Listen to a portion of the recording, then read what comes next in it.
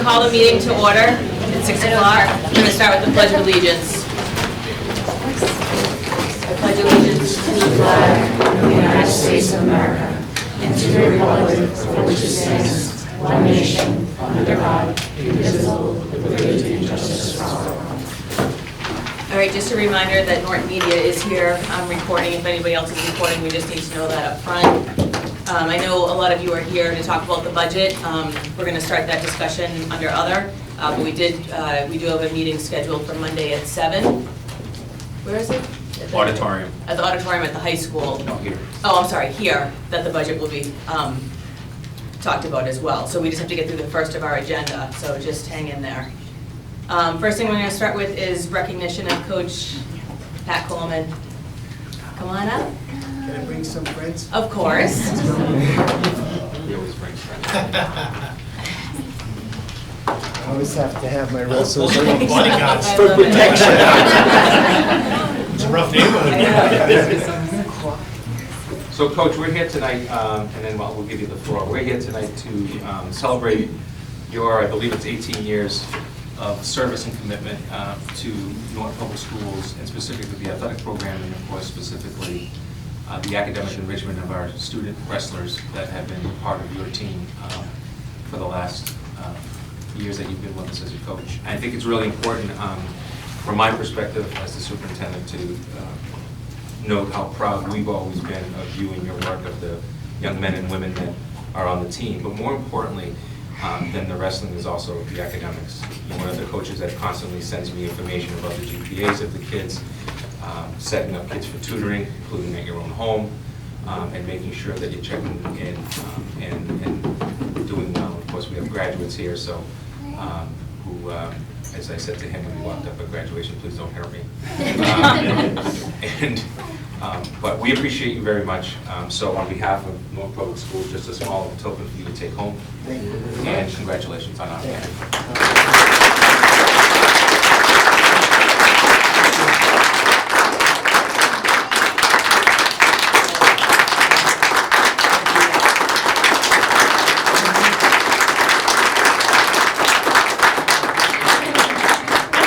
That's very special. I really, really appreciate it. And if I could just have a moment here, you know, I've gained a lot of recognition for my work at Norton High School, and I couldn't be prouder of the accomplishments of my wrestlers and my teams over the years. But I do have to say I've had a lot of help along the way, and in particular, 3 outstanding coaches, 3 of the best coaches in the state have been my assistants over these years, starting with Brian Gallagher, who helped me launch the Norton Youth Program out of the Y Program Center years back, 2001, and was with us till the start of the high school program, where Pete Holmes came in, and Pete helped us through 2012 and win our first state championship. In 2013, Jeff Francis came with me, and everyone here knows his story, and helped us win 2 more state championships with Jeff Francis. So I certainly didn't do it alone. I did it with a lot of help. And not only help from coaches, I thank the school committee from back years ago and to this day for all their support. It was the Dr. DeMora years that we launched this program. And over the years, we've had tremendous support from our administration, our principals, our athletic directors, etc. It's really been a team effort. Our parents have been remarkable, helping us every step of the way, allowing me to concentrate on coaching more than all the other details that come with running the season. And then in the end, every successful coach has to have great athletes, and here are 4 of our top wrestlers over this past season and over the past 4 years. And you know, many people are surprised when they see Kate up here as a member of that illustrious group. It's not like we've got a girls wrestling team, we have a wrestling team, and Kate was tough enough, competitive enough, skillful enough to be a starter on the team, and is now one of our Lancer legends, having placed at sectionals and gone on to place at girls all states. Daniel was one of our co-captains this year. He was a sectional champ. He clinched our state championship back in 2021. We call him the Iceman. Dimitar, all-league wrestler. Dimitar is one of the most improved wrestlers over a single season. A year ago, prior to this season, Dimitar wrestled, what did we say? 1-5. Yeah, it wasn't in the varsity lineup, and when he did sub in, he had a losing record, won 1 or 2 and lost 5 or 6, something like that. This year he won 32 matches for us, just turned it all around.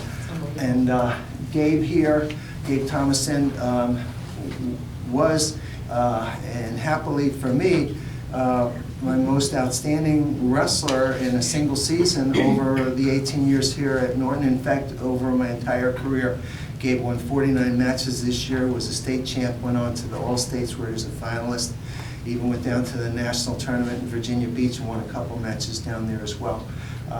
So I couldn't have done it without youngsters like these, and as Joe has said, Dr. Valletta, these athletes also have been MIAA academic all-stars for all of their years here. And I'm looking right now at Brandon Lasker, who's a little too late to come in. But he was our top academic student this year, our Student Athlete Award winner. 4.6 GPA. Come on, you can come in. Come in. Come on in, man. 4.6 GPA, starting wrestler, phenomenal. Another one of my great buddies. So a hand for these folks, and thank you all very, very much.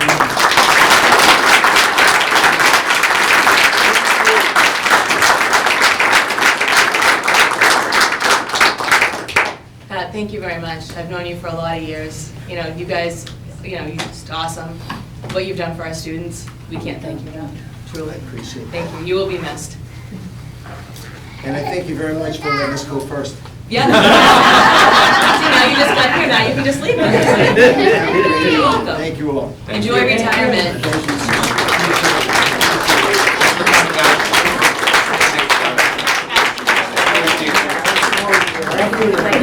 Give you a hug. Enjoy retirement. Congratulations, Coach. Thank you. Thank you. Thank you very much. Thanks. All right, we'll move on. I know. It's going to be a tough one. I'll just say really quickly, we'll let them leave. And just give a coach accolades. Yeah. I feel like 4 or 5 times we've recognized him for years over the years. And guy just wanted to come on and chair sit down. So, he's not just raising a great wrestler. He's a This is something I'll have you want to do. There's excellent really athletes, bad but dish. the people that say,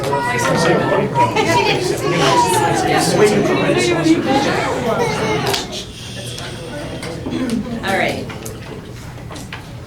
We're going to vote to approve the minutes of the May 25th open session meeting. Did everybody have a chance to look at them, review them? Any questions, comments, concerns? No? Do we have a motion to approve the May 25th open session meeting minutes? so moved. Is there a second? Second. All those in favor? Aye. What's you laughing at it? Because I started to write Nick. Oh, I think I almost said Nick. I did. All right. Sounding on the dance floor. I've been doing this for a while. Pay attention. All right, warrants. I reviewed and approved the following expense and school payroll warrants.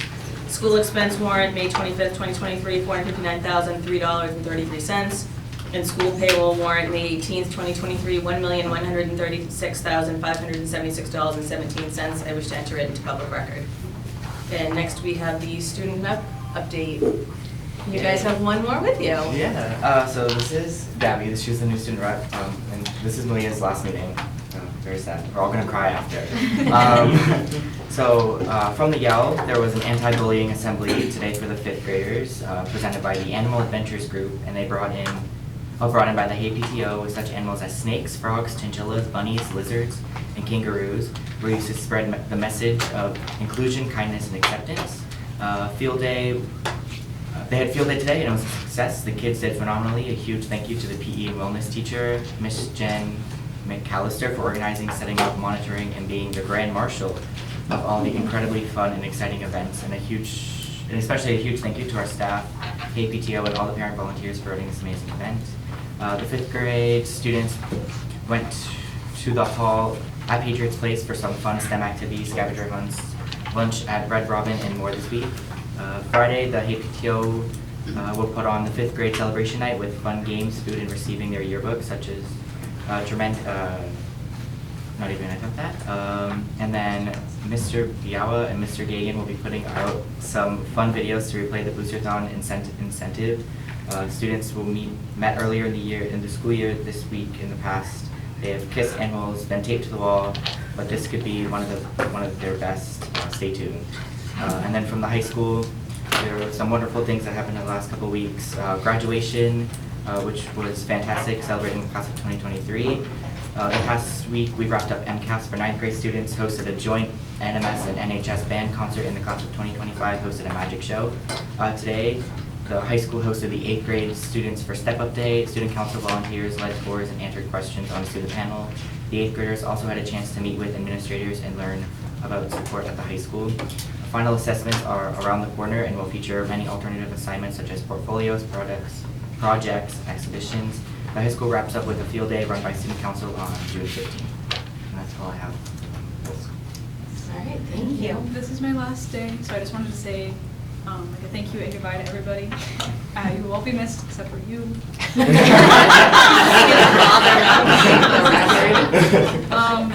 I just wanted to say thank you to all you guys. This has been a really cool experience, and I love getting to know you guys, and some of you I already knew, so it's really fun. But thank you for a nice 3 years. We're gonna miss you, Malia. Miss you guys too. Malia, come on. Malia. All right. Notice she didn't walk that way after that comment. Malia, thank you for your service to the school committee. You did it during COVID, after COVID, and of course, your senior year. We are very much, now that you're actually graduated and you don't even have to be here, you came for your last meeting. But you also changed the way that the students in this district actually have an opportunity to talk to the school committee. Not only because of the events that are going on at the school, but also because you get input on some of the things, for example, some of the surveys and stuff that you've done. Top 10 student, and going, I believe the shirt says it, University of Pittsburgh. And so this is just a little token from us. Congratulations.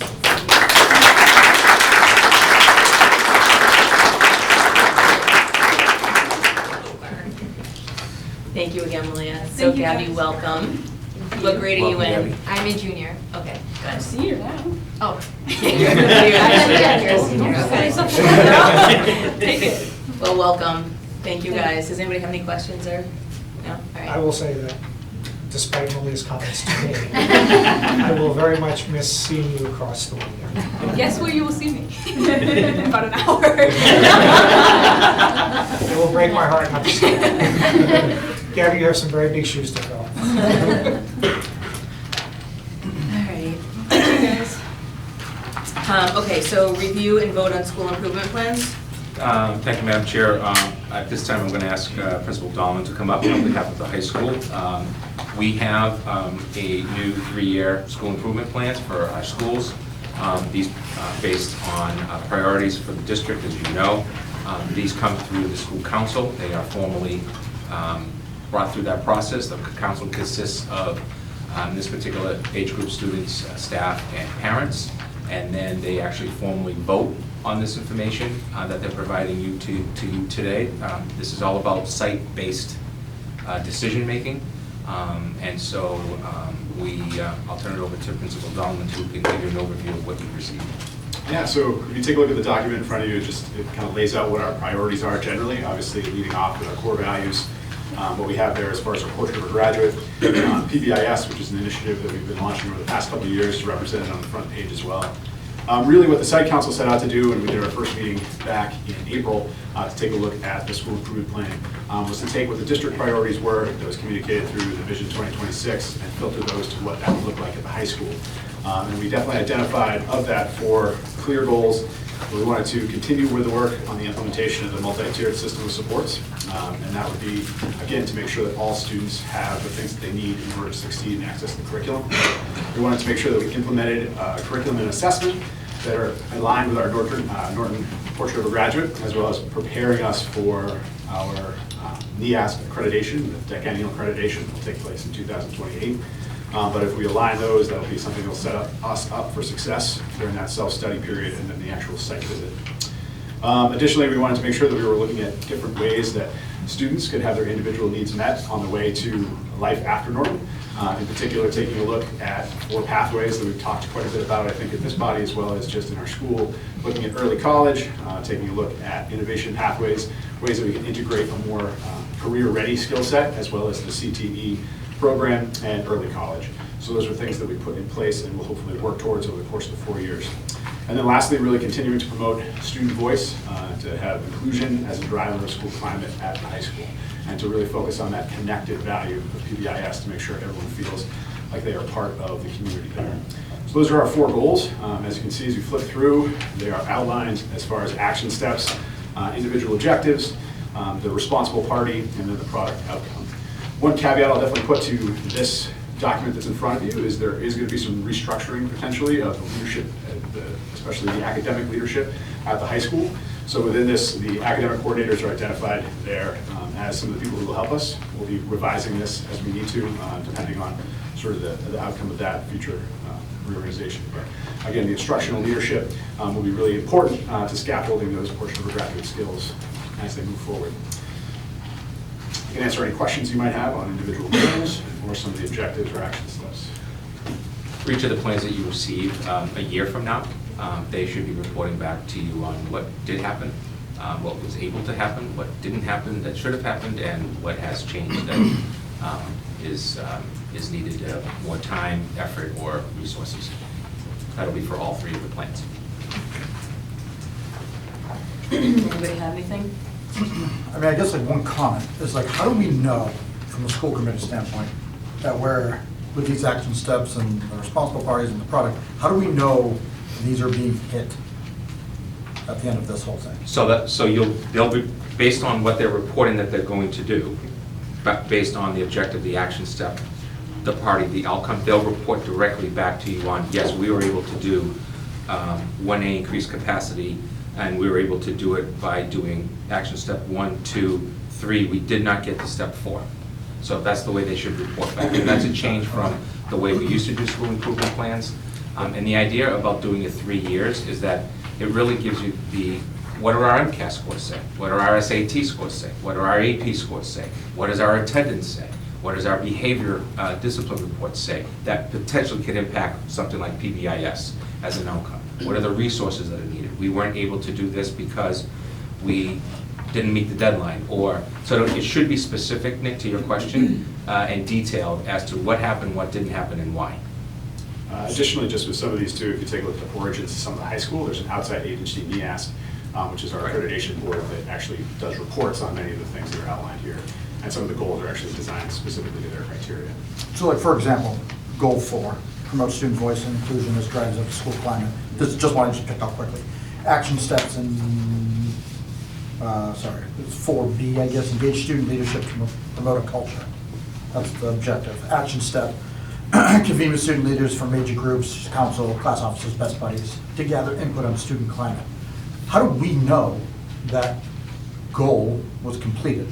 And how do we know it's being implemented so that the students are having more? So agendas, minutes, could be 2 very easy ways of saying, for example, my student advisory group that I have with the middle school and high school, we do an agenda. I keep light minutes, but the fact is you could have more detailed minutes.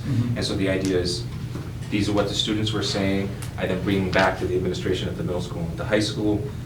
They don't really have a lot to say about the elementary because it's secondary. And then from there, you have some of the changes. And I'll use you an example.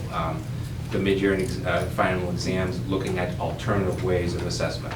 that was a discussion that happened before COVID with the group, and then during COVID, we saw some of that, and then the administration and the staff at the high school started to implement some different ways. You heard about that just a few minutes ago. So agendas and minutes would be the easiest way. The other thing too is, at least from my opinion, is finding out from the advisors of our student organization what's going on and not going on, what is seen as positive, what's a struggle. Are they meeting on a regular basis? That's always something that comes up, is that the meeting's becoming consistent. So that would be a way to check the box, if you will, around providing you some data, some of it raw, but data about what's going on.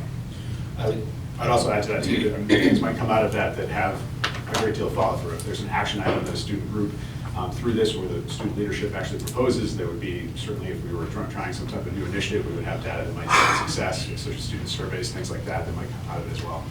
But initially, it would just be that we're meeting, that we're doing stuff, and then what the follow through is. And I just want to back up to a question that came up, and I think it was during a meeting that I had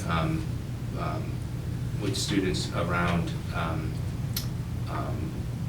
the advisory group, and it was slated, please stop asking me 80-question surveys. I'd rather take a 10-question survey on Friday about school safety, and I'll give you my direct input. I'll check the yes, the no, the maybe, but just 10 questions. Just give me what you want, and then at the most. And that was the quote, at the most. And then the other comment is, then let's take 10 or 15 kids, students, and let's do some type of a core meeting with them and say, your peers suggest this. Tell me how. So now you got the qualitative, you got the quantitative that's taking place. That came directly from the students to us, because as you know, we've done a lot of surveys through the past. So to both Nick and the rest of the committee, that could be yet another way of providing data and information about what student leadership is requesting, or worried about, or concerned about, or is trying to implement a new way of doing business. And I think we're also going to get some of this feedback from our student reps, because they're going to bring us with events. So if there's an event in support of one of these goals, like a Big Buddies or the Special Olympics or field, NHS Day or whatever, I forget what the name of it. I think we're going to get those updates as well. So I mean, I think we'll definitely see some. Yeah, I guess my point then, I'd probably convey it correctly. It's like, how do we know we hit that goal if there's nothing measurable there besides, you know what I'm saying? Like, it's not measurable. Regularly convened, well, does that mean a month? Does that mean bi-weekly? Does that mean once a semester? Like, I just feel like it's like, how do we know, hey, this goal was approved, and in August 2026, we check that and say, that's green, what's our next goal? And I'm picking that one just as the easiest, shortest. Right, so the school improvement plans, except for things like an MCAS score results, haven't been really driven around SMART goals. They've been driven around, here's the task, how do we do it, did we complete it or not? It's been very much an A to B type of thing, versus when you do SMART goals, you've got a lot more detailed information, and you've got drop dead dates. A lot of this is a lot about, instead of this, it's about the students and the staff and the administration saying, these are our priorities moving forward, grounded and connected to the strategic plan, but it looks differently at the high school than it does at the middle school, than it does at the Yale, than it does potentially at the JCS and the LGN, in all 5 different places. There are some of the, obviously, action steps in there too that will produce more hard data that we're looked at, not necessarily results in terms of MCAS scores, but like the products that will be produced, the number of students who have MyCAPs or individualized learning plans, those types of things, as they move through the high school. So there will be additional hard data too. And an example of that might be to your question, Nick, on the one that you picked out about culture. Attendance. Mm-hmm. What is our attendance? Final year report for this year. What did it look like? Last 3 years, what's the goal? And create the goal and say, we looked at attendance and we decided that we wanted to, and now you're talking a little bit more about a SMART goal, but the SMART goal is being done by them based on the data that they're going to collect. And then I would assume, whatever, this time next year, we would be getting updates on this? Yeah, probably a little earlier than June. June is always a tough month, For but sure. I would say, think about that May time period. If you can, of course, there's always flexibility. And sometimes for reports like this, sometimes they're a lot more about filing it with you, because it's an update, so sending you a report that then allows for either a public meeting to take place or for a more formal process. You don't want it to sit on the on the counter, if you will, or in the bookshelf. You want it to be something that you're trying to move. That's, as you can. There'll also be periodic updates. For instance, goal number 3 that talks about our work with JET High School, which is an organization that's grant funded that will be getting that work soon. They will produce a report as they look at all of our resources to support social and emotional learning. And that will be probably presented as a standalone item that we're doing the action steps on as well. So it won't necessarily be just that one update on status of all of these different goals. You might see it periodically throughout the course of the year as well. I guess my only other point, I think it's going to probably go for all of them. Can we possibly push this vote to Monday, just so everyone can read over these one more time? Because we had a big packet here for. We'd have to put it under unanticipated, we could put it under other business. The fact is, if you take a vote tonight to postpone it after you hear them all, that's good enough for you to put it under your other business because within the 48 hours. So I think we'll be okay. If we're still, how's the 48 hours working? It doesn't count Saturdays. Yeah, okay. I mean, I don't know, it's just a lot of information that I, quite frankly, I could not get through all of this with everything going on here, so. Yeah. Yeah. All right, so we have to hear all of them first before we Exactly. can. Okay. Can I just add, I think, kind of adding to Nick's point, so the goals aren't really goals, right? Because none of them are really like measurable in the end. So I'm not sure that goals is the right word for those. If you wanted to add goals on, looking at number 3, develop pathways that allow students to choose independent. That's really the action plan. The goal is we're going to develop 5 new pathways, and that's measurable. And then you can come back to us and say, these are the 5 new pathways we have. Because goals are always, the things have to be is reasonable, attainable, and measurable, right? Measurable is the sticking point, and everybody always forgets about that. Like, they have to be measurable to continue. I think the first one was to continue something, to continue the implementation. That's if you talk about it tomorrow, that's you continued implementation, right? That's not really a goal. It's just, again, that's a plan. So I'm not sure if those are what we want to put up there as our goals. I think we want to maybe have those as our plan. That's fine to keep them in there. But if you have goals attached to it, I think they need to be measurable goals. Yeah, like I think all of the objective action steps part of it, that, this is all kind of in a way good. Yeah. But if you key it back to the goals, it's like, oh, like goal 4, promote student voice and inclusion as drivers of the school climate again. Like, yeah, we see how it's going to be done through, but what does that mean in 3 years? Right. How did we actually achieve that goal? Do we really make it better? Exactly. Yeah. And I'm not going to vote against it. I think it's okay. It's fine. But if you really want goals in there, I think they should be measurable goals. You know what I'm saying? But again, I'm going to vote yes on it. Whatever we want to say. Okay, thank you. We'll move to Thank you. the middle school. Mr. Hayward, I believe, is here. And you'll see the format somewhat changes a little bit. So again, that's an opportunity for you to critique. That was very, That was very, bothering me. that was very aggressive. Please do not have any wires next to Karen. Mr. Hayward. How you doing? Similar to Ethan, we focused on student intervention, our IMCSS goals, try to increase academic achievement as well as targeted outcomes there. PBIS, which is our kind of our social emotional climate culture initiative. Then we also have stuff around the building, for the middle school-based thing, building improvements. This is based primarily on prior approved plans by the committee that were curtailed or, goals not accomplished due to COVID that were offset. The Vision 2026 is a huge foundational piece of the plan that the site council looked at, and we developed drafts. And then building-based goals. Like the high school, we do have an outside agency that kind of comes in, NELMS, the New England League of Middle Schools. They do, I'll call it watered down, but just a scaled down third-party review. Are we adhering to best middle level practice? And we've held the Spotlight School designation since 2000, I believe, 12 or 13. And we continue that through every 3 years. We have a kind of an update of that. Around COVID, it might have been off, but we're due for one next year, so it aligns good with the plan coming on board through 23, 26.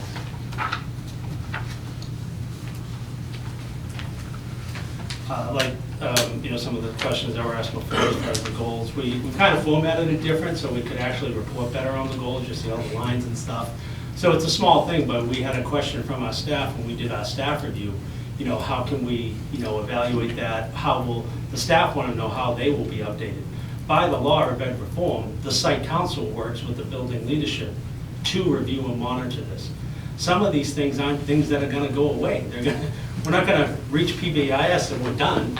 It's going to be a continuing thing, probably for the 27 through 30 plan. So some things don't go away. They're not necessarily goals, they're almost aspirations to have an ongoing climate of that.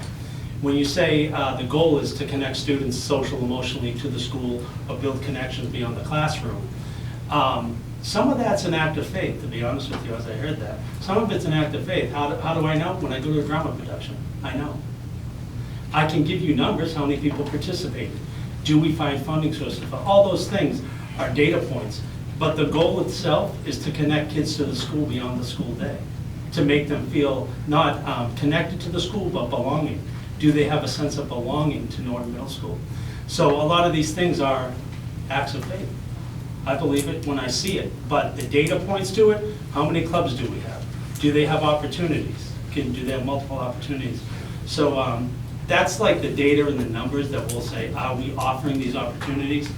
But the anecdotes, the emails that I get from parents talking about great staff, and got a whole bunch after the drama production, to me, that's the evidence. That's the best evidence. Any other questions? No, but obviously saying, to your point, the goals, a lot of the goals are not measurable. Some of them are, actually. You haven't stated what your measurement's going to be. Like academic achievement, I think is a measurable goal. Yeah. I'm not saying this is what I would put it on because I can't stand MCAS, but improved MCAS by 5% would be a measurable goal, Yeah, Honestly, I want to do that. That's actually good. Right. It's something you can measure. That's not popular. And I want to be really clear, this is not me Yeah. dumping on what you have as goals, it's just Yeah. more, and I think this was kind of what you were saying, is they're not really measurable goals. Like they're great as a plan and great what we want to do. Yeah. Improve communication to Yeah. the community. Yeah. How do you? Yeah, one of the unique things about working with kids is that we don't make widgets here. Right. So Right. It's tough. kids are different. It is. It's tough. It's tough to Kids are different. It's tough and it's tough because you don't necessarily have a baseline too. Like if you say I want to improve X. Yeah. Okay, well, what is X today then? You have to have a measurable, Yeah. some metric of X today. It's whatever, Yeah. 6%. And Yeah. at the end of the year, it's 12%. You've Yeah. definitely improved it. It's a hard thing to do, It I'm is. I'm not suggesting that this is an easy fix or anything Yeah. like that. It's just kind of more, I think, again, to what Nick was saying, like, it's tough to come back and say, hey, we hit our goals. But I'm not sure how we know you did. And it's not that we doubt that Yeah. you put in a good faith effort and did the things you were gonna do. Yeah. But it's hard to pin it down and say, yeah, I see that we got our goal. Yeah, there's a degree of the number of goals in there. A lot of multi-year problems have multi-year solutions, not six-week Right. turnarounds. So, and a lot of it comes sometimes after graduation, which is why they survey and do data collection even post-graduation. Right. So some of it comes a bit later. But, I acknowledge that some of it is not, it's hard to touch, but it's easy to see if you're here in the school sometimes. Right, and sometimes it is an act of faith that kids are more engaged or feel they're part of the school, et cetera. I absolutely get that. It's just, if where you can, I think measurable goals are great. And if you can't have any measurable goals, I understand. But where you That's one of the can- great things about PBIS and the initiative that was started, was that there are a lot of measurable factors to this social emotional umbrella, which is the referrals that you have or don't have. They don't write stories about dogs that don't bite people, so sometimes it's stuff not happening. Right, but that's a way to measure, right? Is dog bites went down 5% because we know how many happen. Yes. Because there are stories about it, right? So, but and it's the same thing for Ethan as well. Like, it's not that your goals are it's not scrap all your goals. It's if you can make any of them measurable. Yeah. I think that's a good direction to go into. And if you Absolutely. can't, and there are ones we have to accept on faith, improve student, whatever the thing was, interaction. It's a tough one. That's a Yeah. tough one to measure and say, if I say, Antonio said 7 sentences last year, and this year he said 20. He's more engaged. Not really, right? So Gabby's never said any. Well, she says 5 next year, it's infinitely more. You know, it's like, I mean, it's hard to measure that, but, so there are some you can take on faith, but then there are some that you don't have to take on faith, because there are actually ways to measure them. Like, academic achievement is one of them, you know, I hate to say it. Like, and I'm not trying to say something And that I would think be. this is a good conversation, because I think it gives us, as the administrative team, a better understanding of what you're looking for in terms of measurable goals. But I also think it's important, to Vinnie's point, to say that there are some things that we're doing to make our schools better Yes. that don't come with a measuring stick. And I 100% get we're it. going to provide the committee, through our updates, with evidence that these things are happening and taking place and being improved upon all the time. Right. And so where we can provide actual measurable data, we will. And then when we can't, we will provide the anecdotal evidence and demonstrations of how we are continuing to grow our schools and make it a better place for students. So can I just, I don't want to go back to Ethan's per se, but it's just something that's striking me on this. Like, Sure. They promote student voice and inclusion strike. Instead of that as a goal, you might have something like, we're going to have, you know, whatever, X number of action steps this year that we're going to use to promote that. Action step number 1 is we're going to sit down with student leaders and we're going to discuss with them what the reasonable expectations are for communication and what they can drive and what they can't really drive, et cetera. Like, things like that where you can measure it. So did we sit down with them? We did, 100%. Here's the date, here's in the calendar. Like, that kind of thing, that kind of stuff is measurable. Improve is really tough to measure in something like that. It's less hard to measure in academic achievement, right? You can say, okay, hey, this year, MCAS again, hate MCAS. Let's say grades. Okay, last year, the overall grade average in the middle school was, I don't know, whatever, like the numbers, 2.7. You know, we want to get it to a 3. Yeah. Like, that's measurable, you know, like that kind of thing is measurable. And honestly, it's okay if you don't hit those goals, quite honestly. Like, but the fact that you're striving for them, I think that's more important than hitting them sometimes. But sometimes even just the action steps, like, we're gonna provide this, or we're gonna offer these classes, or those opportunities, or avenues to increase student voice, whatever it be. Because sometimes it can go up to 3.0, because we got lucky. Right, and it's different students, right? Like, there's- Sometimes I have teachers, I'll have a kid who's 2 years behind grade level, 3 years behind grade level. I'll have a teacher, the kid will now leave 7th grade only a year behind grade level. Right. Well, that teacher and that kid had the best year they've ever had in school. Why should that be treated as failures? So They literally had. But I think to your best year point, they've the ever second had. part of that, though, is as much as because they are different kids, right? This has always been the MCAS thing, right? You have a 6th grade score that goes through the roof 1 year. Next year, they tank. Okay, it's 2 different groups of kids, okay? 2 different, whatever could have happened. I think the most important part is not only having that goal and then going after that goal for that grade, but then if they enter in 6th grade and this was the goal, and what happened to them 3 years later, a year later, and then as they're leaving the school, right? One of the things at the high school level that makes comprehensive regular high schools very different from vocational high schools is that they go after some significant Perkins money grant, and the Perkins money grant requires that you follow through with graduates. Where are you? You know, if you came out of auto tech, are you an auto tech technician still? You know, or are you going to school for that or continuing or whatever?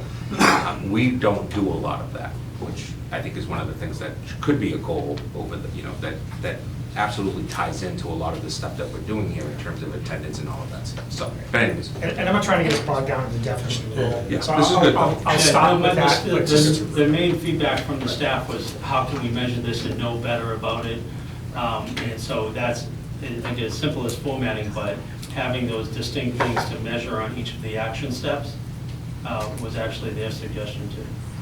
I understand having the goals that are measurable, but I think that it's just as important to have the goals that are the acts of faith, right? Because to me, in us sitting in these chairs, we have to trust our administrators and our teachers when they tell us what they tell us, right? Because we're not in the schools every day. But to me, some of those goals that are kind of the acts of faith are more the social emotional of our students, right? Are they included in programs? Are they, feeling connected or whatever to a school? Like, that's important for us sitting in these chairs to know is happening. So it may not be a completely measurable goal, but I still want to see it included in something like this. because I want to know how our students are feeling. Like a lot of stuff that Vinny said tonight, like I want to hear from the administrators and the teachers, those, the parents emailing and saying things about the drama production or whatever, because that's important. The clubs and, the sports that we offer, like those are important things that I want to hear. It's affecting our students in a positive way, or a negative way if it is, and how do we address that? So I think I see both sides of this. Yeah, I don't want to lose some of those goals. Yeah, it's definitely a balance. So, Yeah. I mean, I agree, it has to be a good balance.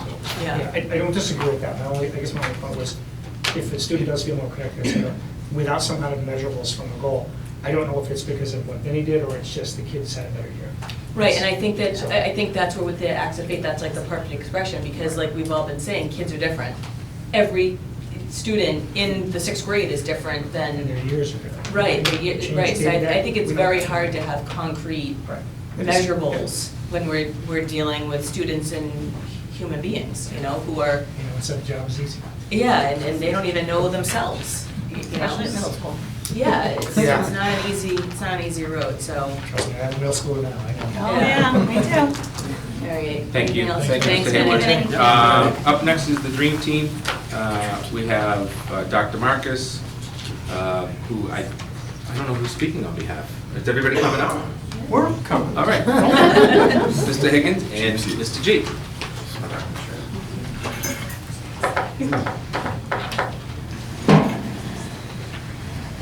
We like to sit because we're elementary. We're used to Use sitting. up all that energy during the day. Adult-sized chairs, too. Yeah, we don't know what to do. Not We like a 12-inch chair. Good evening. Thank you for having us. I'm Dr. Marcus, the principal at J.C. Solomons. Tom Higgins, principal at LG Norris. And Marty Gagan, principal at DL. We wanted to start just by thanking the members of our school councils. As you can see, we did something a little bit different this year, but we did bring our members from each school. So I want to start by thanking the JCS team, which is Mrs. Amory Baker, our assistant principal, Jen Ryan, 2nd grade, Marianne Welch, 1st grade, Colleen Dwork now, special ed, Margot Holcomb, parent, Kate Boylan, parent, and Erica Marin, parent. And at LG Norris, thank you to Sarah Johnson, special education teacher, Julie Dermis, our library media specialist, Caitlin Bride, special education, and our parents, Christine Irish and Callista Thompson, who is here today. Thank you, Callista. And for the hay, we have Mr. Balawa, our Dean of Students, Susie Cashton, our STEAM teacher, parents Christy Fernandez and Kate Byrne. And the reason why we combined us is that there's many parents from JCS and LGN that are my parents too, so it was awesome that we had us all together. And then we had our community member, Dr. Alexandra Ward from Wheaton College, who was awesome. It was great to have her on our committee with us. So as we mentioned, we did something a little bit different by combining the school councils this year and creating a joint school council, which, as Mr. Gagan said, was a really wonderful way to hear the perspectives both across town and then pre-K to 5. So that was a really nice thing that we were able to do. We examined the district goals. We looked at our goals over the last couple of years from the different buildings, and then worked to mesh those together to formulate the plan that you see in front of you. So the three of us will go through each one of the goals very briefly and just see if you have any questions, and then we'll take it from there. So goal 1 was worked on and written by the folks at LG Norris in collaboration with the 2 other schools, obviously.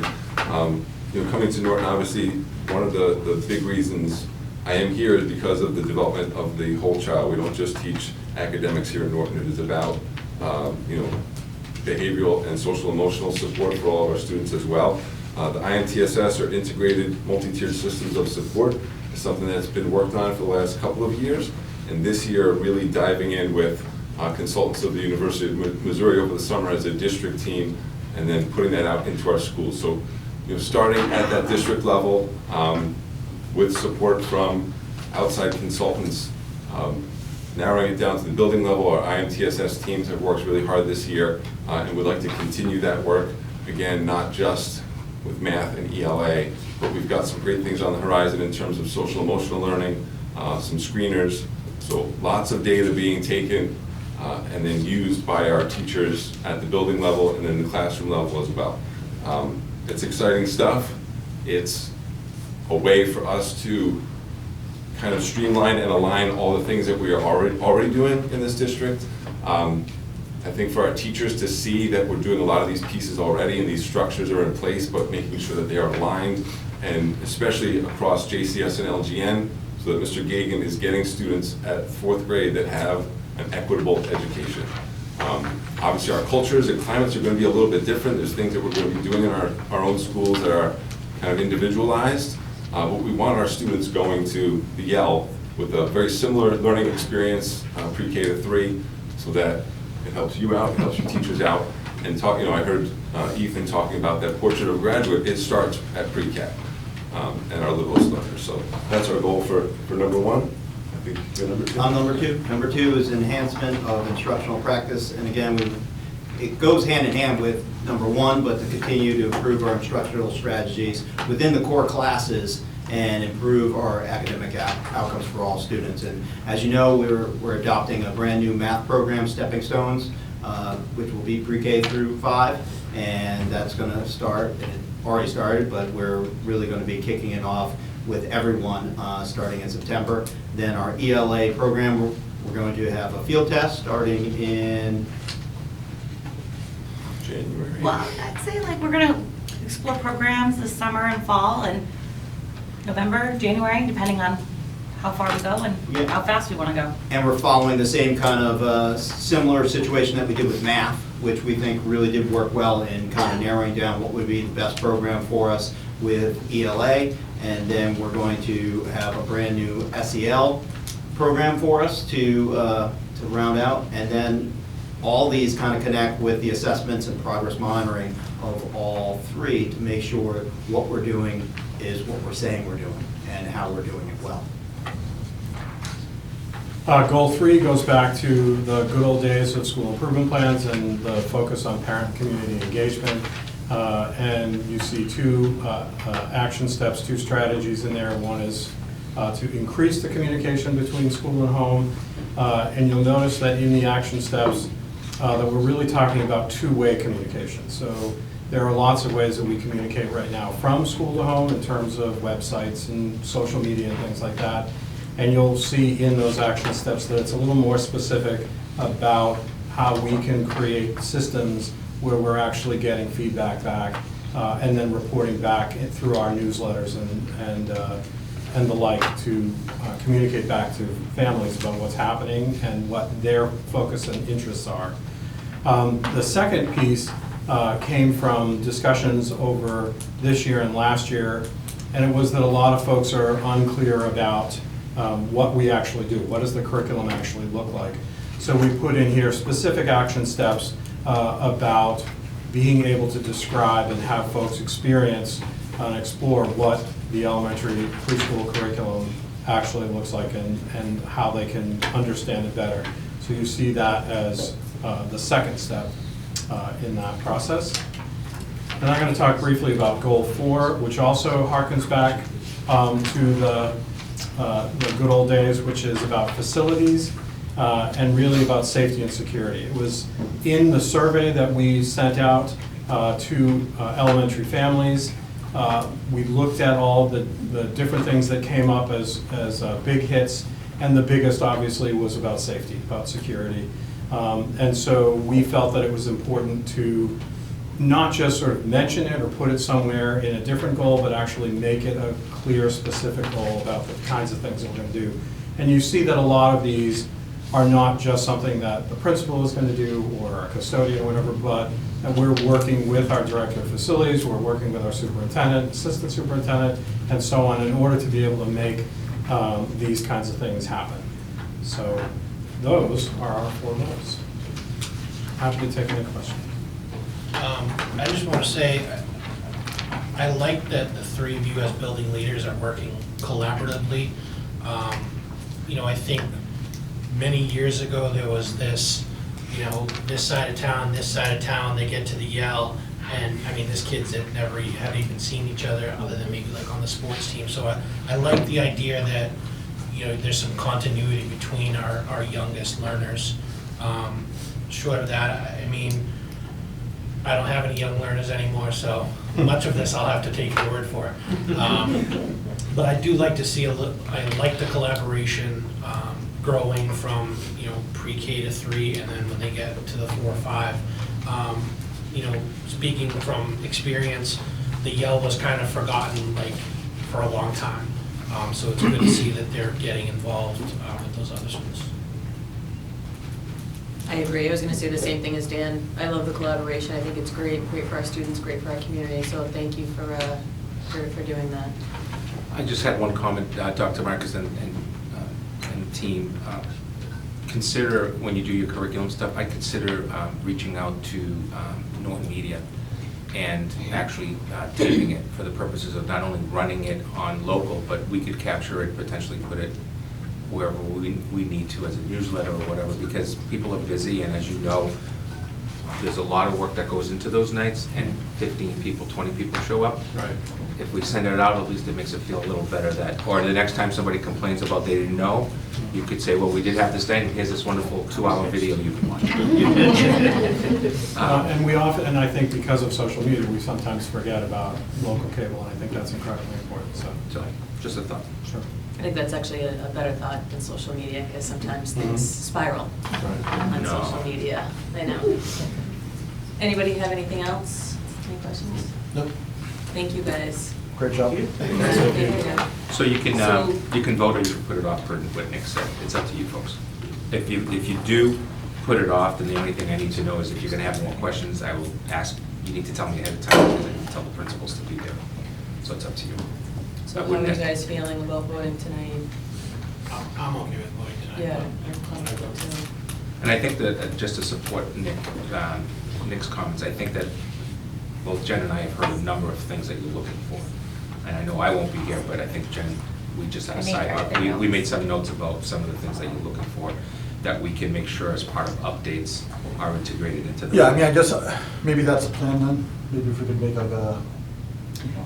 I also have it on my calendar for us to come back to at the first meeting in May with updates and progress reports. You know, but what I'm thinking is what, could we do something along the lines of, what if we vote now? Don't worry about it on Monday, and then bring it back up in September. Just say, hey, is there any areas where we know we can put in a SMART goal? Like if we've learned. So the only everything problem, over the only thing is, I would say, the only thing is, remember, it's site-based counsel, so your teachers and your parents need to be involved. You can't just, and over the summer, that's gonna be hard. So if you moved it maybe to, maybe like the October, November Oh, yeah, meeting. I would almost be fine with that. Okay. Yeah, I mean, it's a living document. Exactly. It is. Yeah, it's not.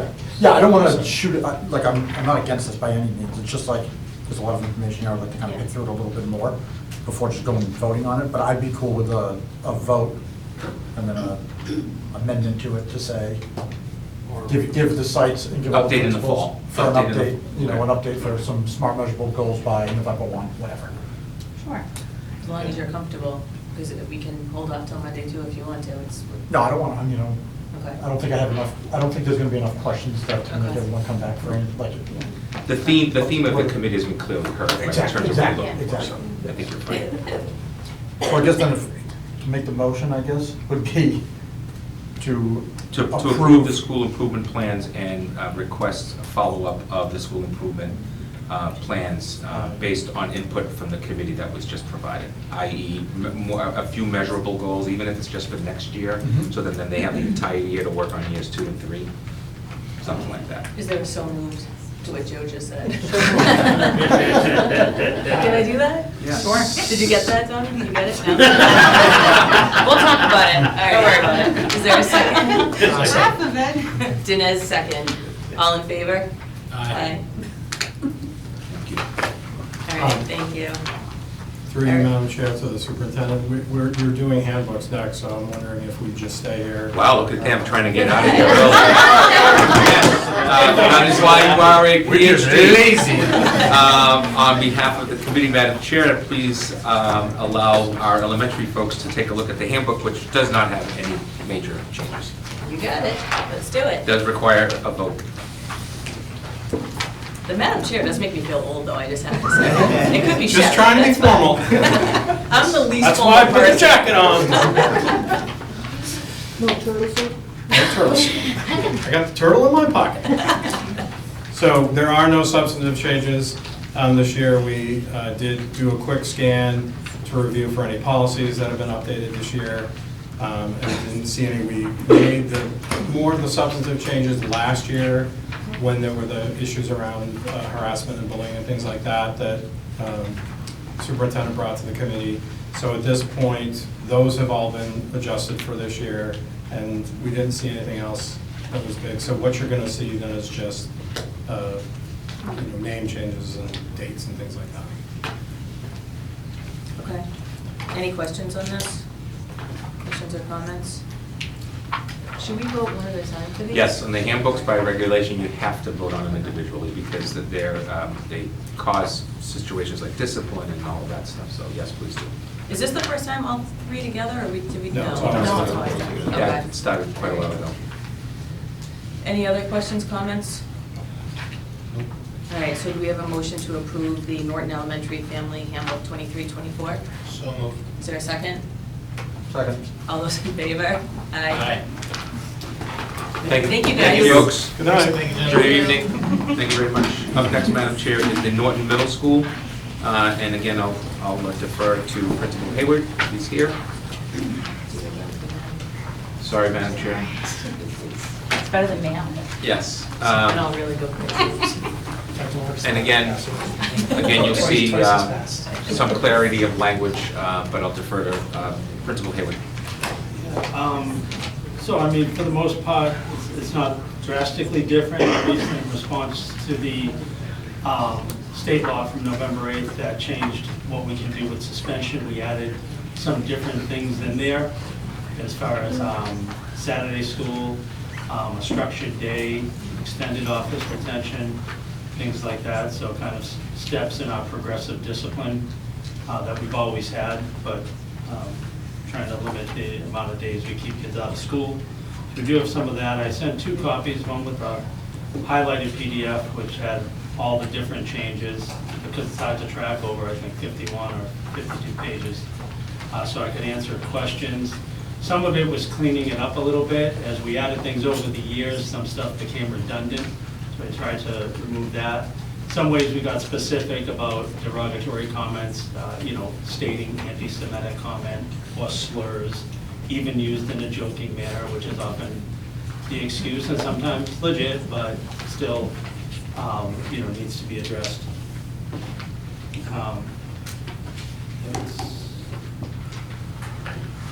With the new traffic pattern, how is that working out with traffic in the school? I know that's been an Oh, ongoing for the issue. thing over there? Yeah. Yeah, I don't know if see that's that legal coming or and not, going, but yeah, yeah. it's fine. Scratch that from the record, please. It's the parking for the parking for the playground or whatever, so, but it has increased the flow out. I think people can get out and take the right. I think for a long time, we've always talked about like, oh God, why didn't they have a second road or an exit or a separate entrance for the buses? So it's there's been an improvement, I think, in the pattern a little bit, so. Please do know that the long-term goal is all the stuff that we have to go through, process, which is going to take quite a while to do that. Second, to Mr. Hayward's comment about the 37 8 3/4, number of bills have been filed by MASS that you should all be proud of, including coming back to local control and local decisions. The Superintendent's Association filed legislation supporting it, and also fought against legislation that wanted to make this even less effective. And so right now it's at the State House, nothing's happened yet, so we'll see what happens, just to let you know. Interesting. Anything else in the middle school? Questions, comments? All right, do we have a motion to approve the Norton Middle School Parent-Student Handbook for 23-24? So moved. Is there a second? Second. All those in favor? Aye. Thank you. Thank you, Mr. Thanks, Hayward. guys. And thanks to the folks that worked on it. And then lastly, Dr. Dahlman, I believe, is here, and Ms. Benner, and you do have a one-page description, and I believe it speaks to some of the issues that we've had that you wanted to see addressed. Yeah, so the memo that was prepared for you there has a link to the full 2023-2024 student handbook. Additionally, just outlined is what the process of handbook revisions was this year. The substantive changes, there aren't too many. One of them is the attendance practices that we've discussed quite a bit over the course of last year that related to an academic penalty for absenteeism. So that was originally a revision of a practice that removed credit for a great deal of absenteeism. That we had lowered to loss or a lowering of grade, and then we were looking at a pass-fail system. We've eliminated any academic penalty for absenteeism from the handbook, and really relying on social privileges and other things in order to be sort of the incentive or the stick to the carrots of trying to get students in the door of Norton High School. Just a few other things of note. Honor Society requirements, that was probably the next most revised aspect of the handbook, looking at national charters, especially for National Honor Society, all of our kind of bringing them into line as far as the requirements for entrance and eligibility. And then we are continuing to update as we implement our positive behavior interventions and supports at the high school. We're really in sort of year 2 of implementation, but this is where it's really starting to be rolled out to students. A lot of students in the student group that revise some of the matrix that gives you the expectations. All of that is being incorporated into the handbook as well. On the Honor Society requirements, were we above what the national was, or were we below, or were we just kind of looking at things differently? So it actually mostly had to do with the processes of getting in. It's just changing from like a numeric to a letter grade. So there actually was no substantive changes to what the criteria was. So no one like was left behind that they couldn't meet it or something? Correct. Thank you. Anybody have anything else?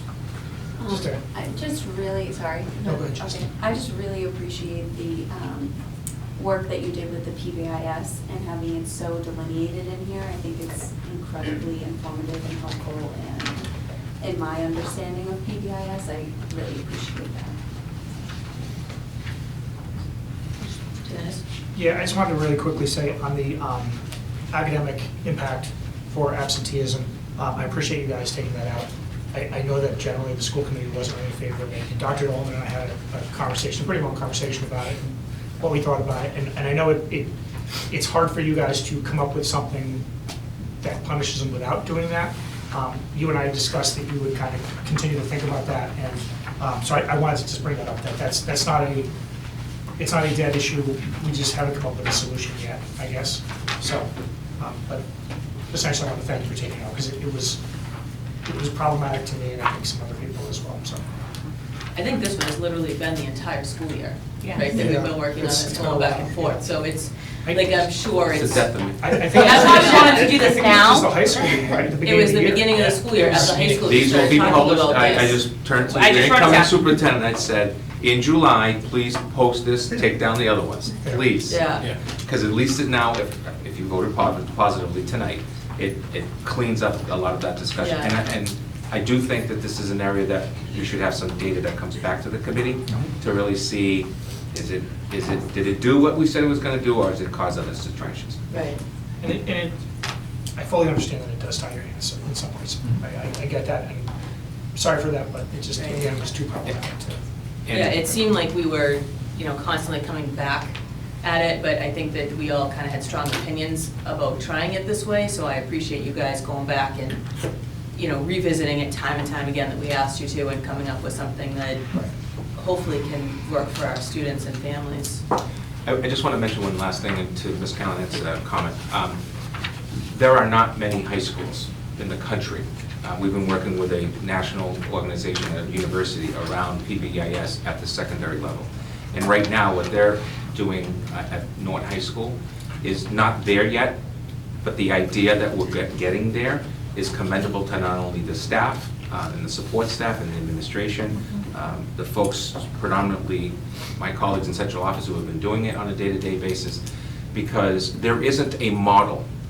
I want to be very clear, like you can't go buy a book on PBIS at the high school level. And if you can, it's probably a paragraph that says it's really hard to do. So, and it's difficult, and it's a change of a mindset and all of that, but kudos to everybody trying to move it, right? And it's slow, but it's moving in the right direction, and I just wanted to compliment everybody for that, because as a former secondary person, I get it, it's hard, it's very different. than if you're at the elementary level, where it can be a little easier to implement, and is part of the training that goes with elementary education and so on and so forth. So just wanted to note that. Any other comments, So I questions? think just to kind of piggyback Joe and Justine's point, like, I think actually being able to see it is going to sell the fact that you're probably going to get some teacher buy-in too, to be like, okay, what does this actually mean? You know, and how does this actually get implemented? And I think that's a huge piece of like, you know, when I quickly flip through this thing of like, this is big, because you can kind of focus on it and be like, okay, that makes sense, not just this overarching PBIS, and okay, well, what does that actually mean? So.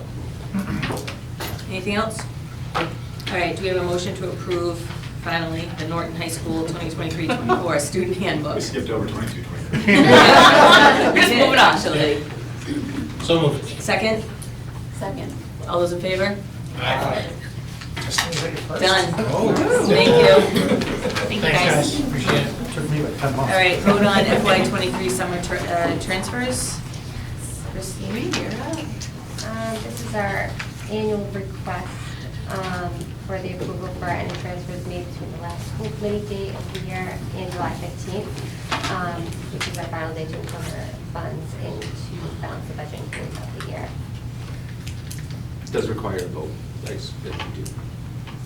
I know Okay. Dinesh doesn't like this vote because he argues it every year.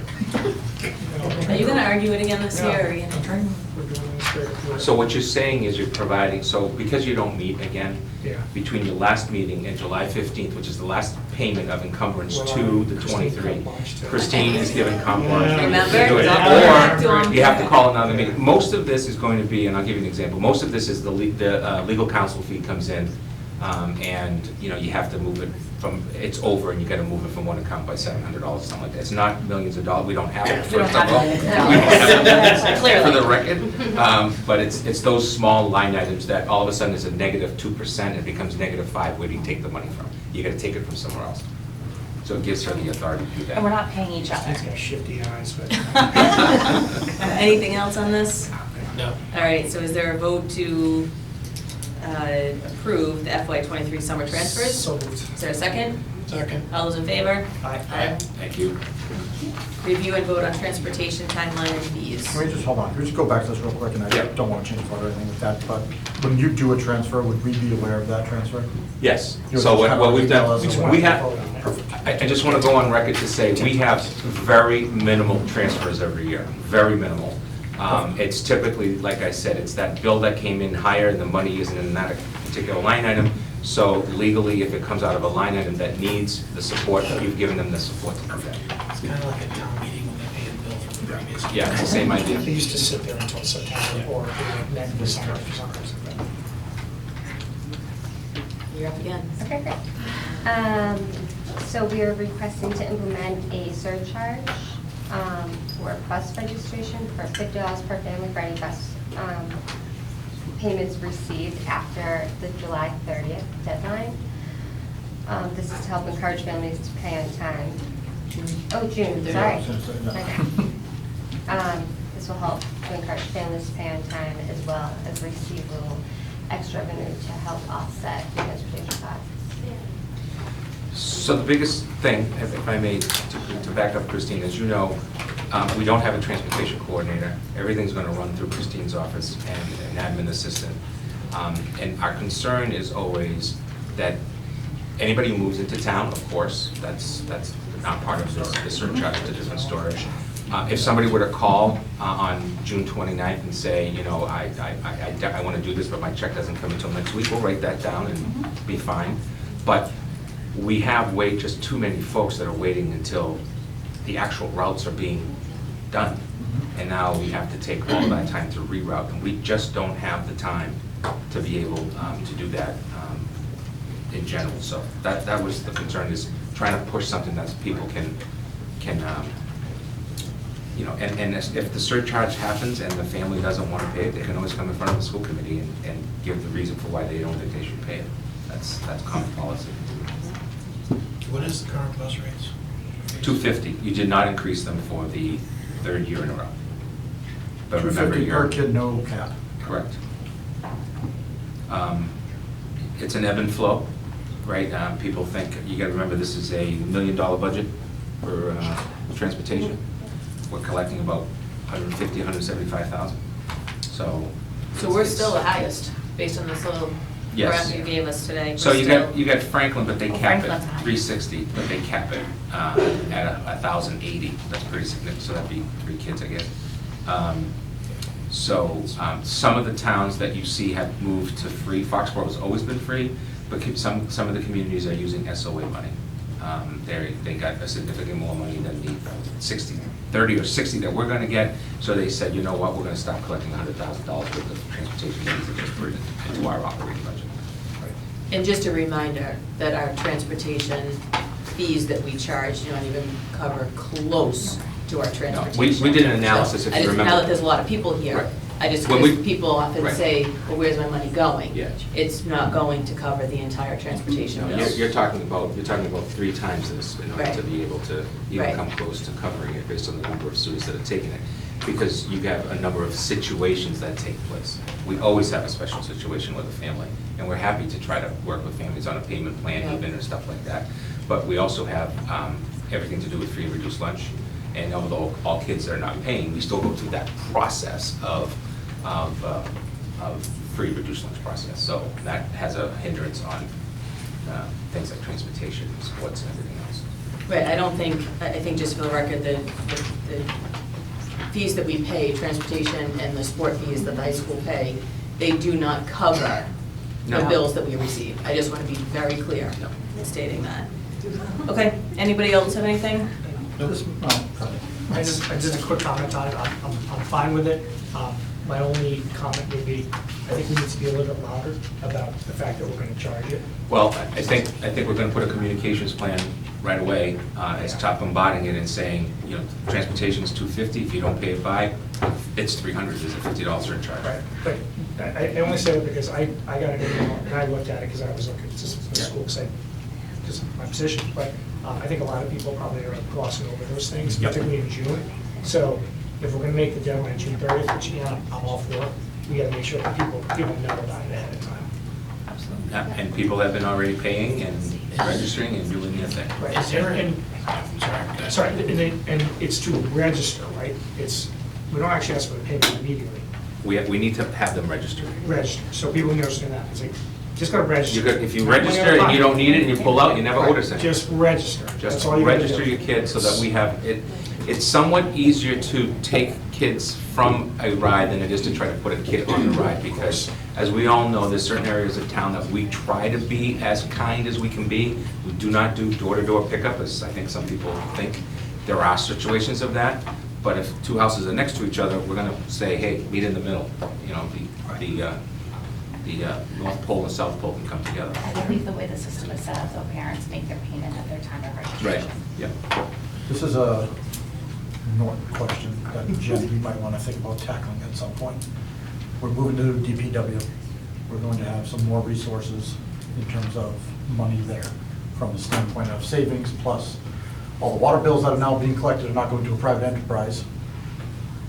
We might want to start exploring the option of buying buses. So there is a second tier of federal money, I don't know if you know this, but Yes. there is a second tier of federal money for specifically, they're going after electric buses, which would actually lead to something that we could talk about because of our solar panels, although not connected, but the fact is that could be a project. And those are coming in at $300,000 in federal assistance, which is a good price. Okay, you got 2 problems, right? You are creating more employees for the town with benefits, retirements, and so on. So, you know, that's the kicker, right? And then, of course, I think to the people that, my people that are here, they know that finding drivers is not easy. So it's a little bit of a catch-22. We have looked at it a number of times. We did discuss this. I mean, and we really think that a community like Norton, it could be a really good thing for us, even if we only had 5, Bingo. right? Exactly. And we said, this is just LG, we don't, you know, it's going to be, who are the 5? It's the cost, where do you get your fuel, all of that stuff. I know some communities that do have their own, what they do is they get the fuel from the DPW, they buy more, and they tank there because the price is usually significantly less because they're buying in huge bulk for the police station, fire station, all the DPW trucks and all that stuff. So definitely something that we can continue to look at. Yeah, I definitely think it's an opportunity that's probably worth exploring. It's obviously bigger than just the schools, for sure. Absolutely, and But- we've had a lot of conversations already too about looking at our bus tiers again. One of the biggest challenges that we've had for the last 19 years is the huge amount of time between the JCS start time and the LGN start time. It's a challenge for families, it's a challenge for teaching and learning and professional development. And, I would love to, obviously not on day one, but at some point, start having some of those conversations about could we align those times a little bit more? And would it have an impact on our tiers of bus? That save us some money there too. Is there a deadline to sign up for a bus? Like, I know we have to guarantee certain seats by law, but like for everyone that's optional. Yeah, it's within our written policy that we have established. I don't have it off the top of my head, but we need to have the routes information given to the bus company, then review it ourselves. I think last year or the year before, we had to reroute the whole thing because we had concerns. And then during the year, we've had to reroute based on the number of students on the bus. I'll find that for you. I want to say it's just something like for non-mandated, I think this is where best efforts to get you on a bus. Yeah. If you come in I have to late, pull it's- it. I have to pull it. I'll have Christine pull it to take a look at what the language actually says, and we'll send it to you. Did we vote on this one yet, or no? No. No, okay. Anything else on that? Nope. All right, so do we have a motion to approve the transportation timeline and fees? So moved. Is there a second? Second. All those in favor? Aye. All right, assistant superintendent search, update and vote. Okay, so tonight is just an update. Thank you very much to our amazing committee, led by Mr. Vinnie Cersei and Mrs. Karen Winster. They started, we actually started with 52 applicants, which was a huge number of applicants for a position like this across the state. We went through and we narrowed that pool to 12. A committee of 13 or 14 people last week, spent 3 days interviewing. Thank you to Nick for being our school committee rep. In addition to our admin and a school committee member, we also had parents, teachers, and 2 awesome Norton High School students that gave up some of their time to be a part of that committee as well. The group forwarded 3 finalists to me, and they have all spent some time with us here in Norton this week. So I am in the process of finalizing communication with our candidate of choice, and I am looking forward to introducing them to you on Monday night.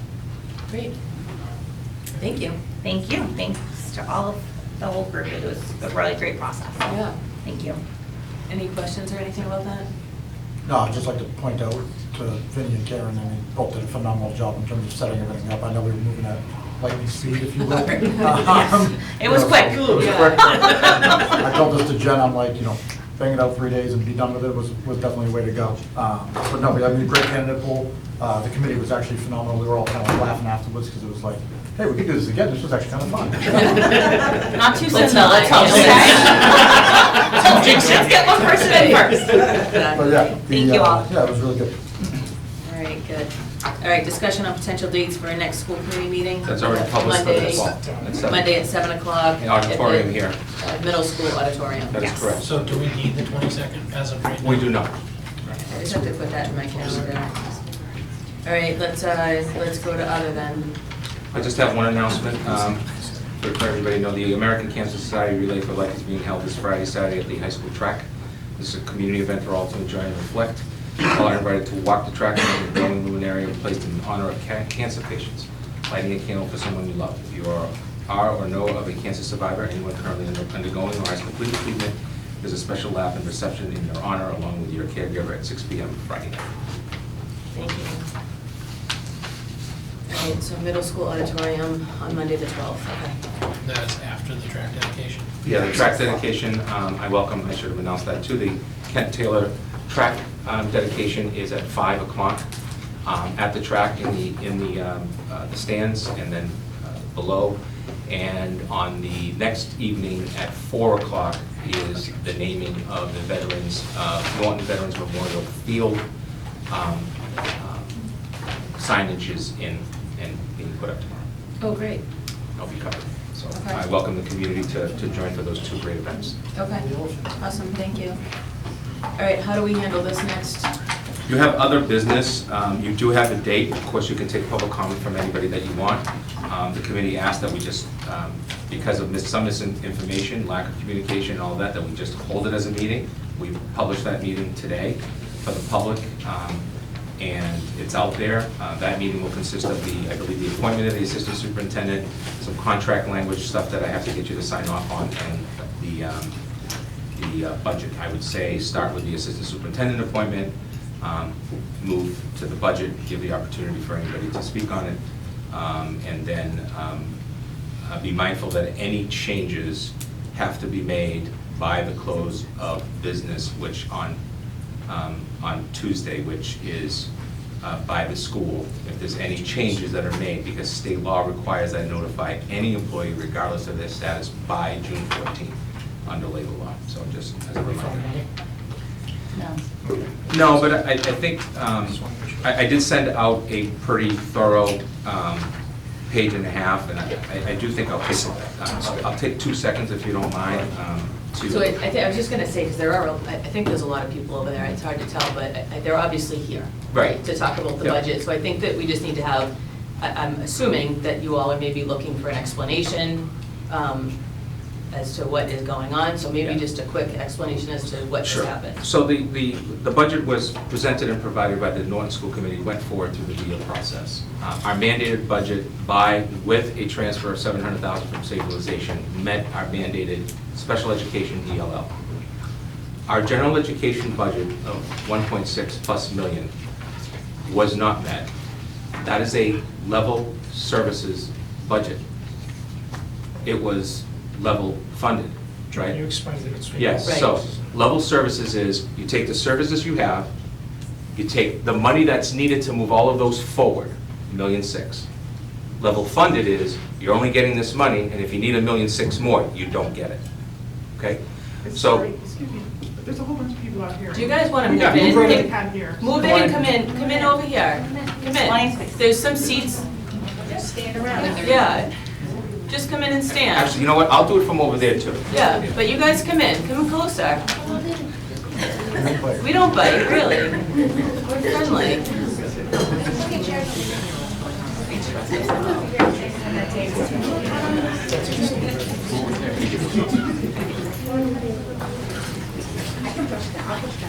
So as you're coming in, I'll repeat what I just Can I just said. interrupt for one Yeah, second? yeah. 'Cause I just want to be clear, because obviously we're watching some of the stuff on social media, and there's the comments that the 1.6 was really not cut. So I think we need to explain that in layman's terms as to what that actually means. I think we also need to clarify that.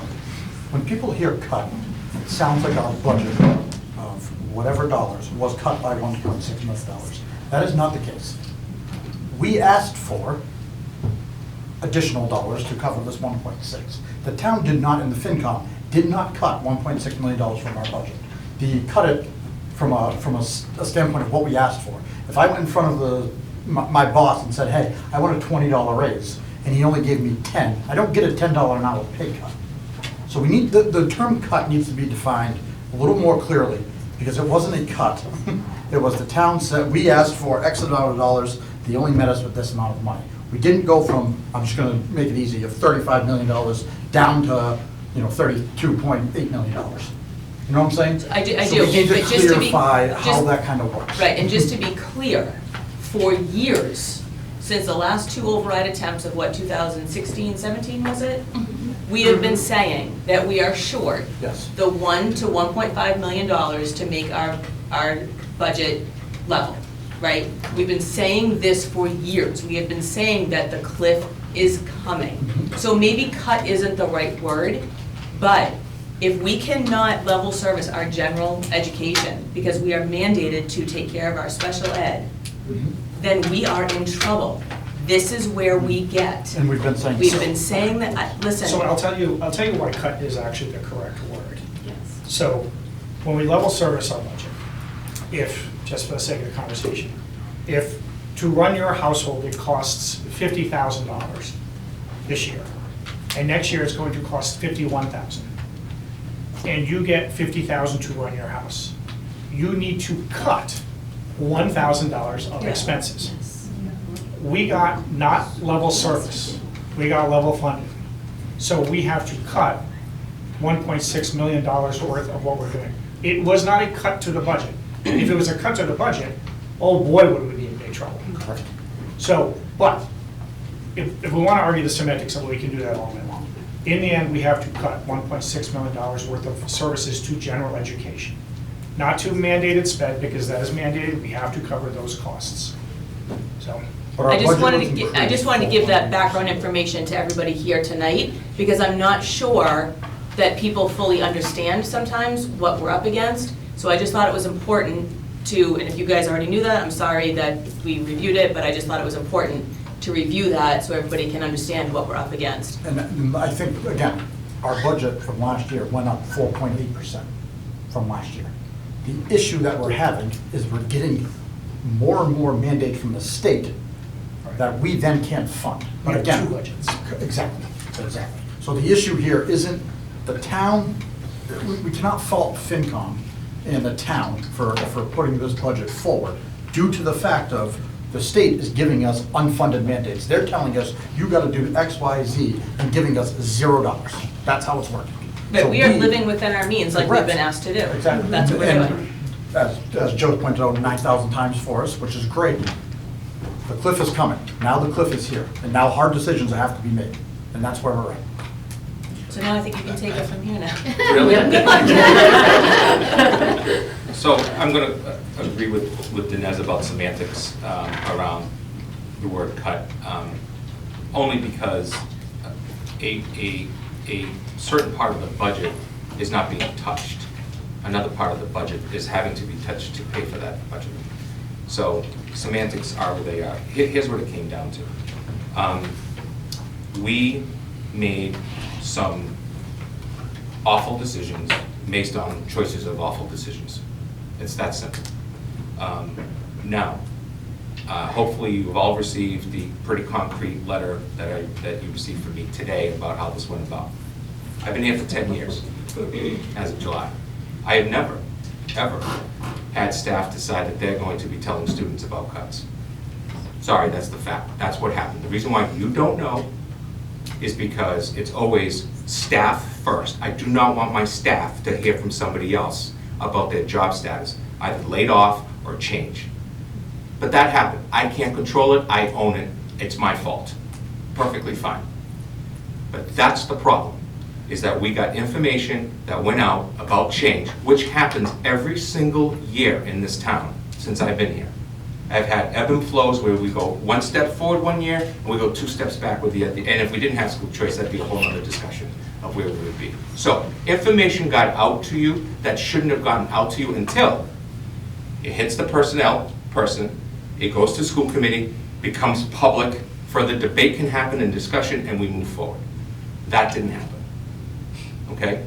That's problematic. And Dr. O'Neill and I have had some behind-the-door discussions about how to move this forward.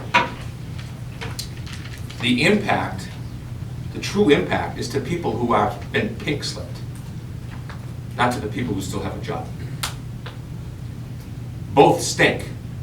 One would change the program, but I have a job. One, I just lost my job. Okay? So the hard decisions we had to make, which cut even less into the budget, is the following. We didn't bring back people in positions of resignation, positions of retirement, except those where we needed to.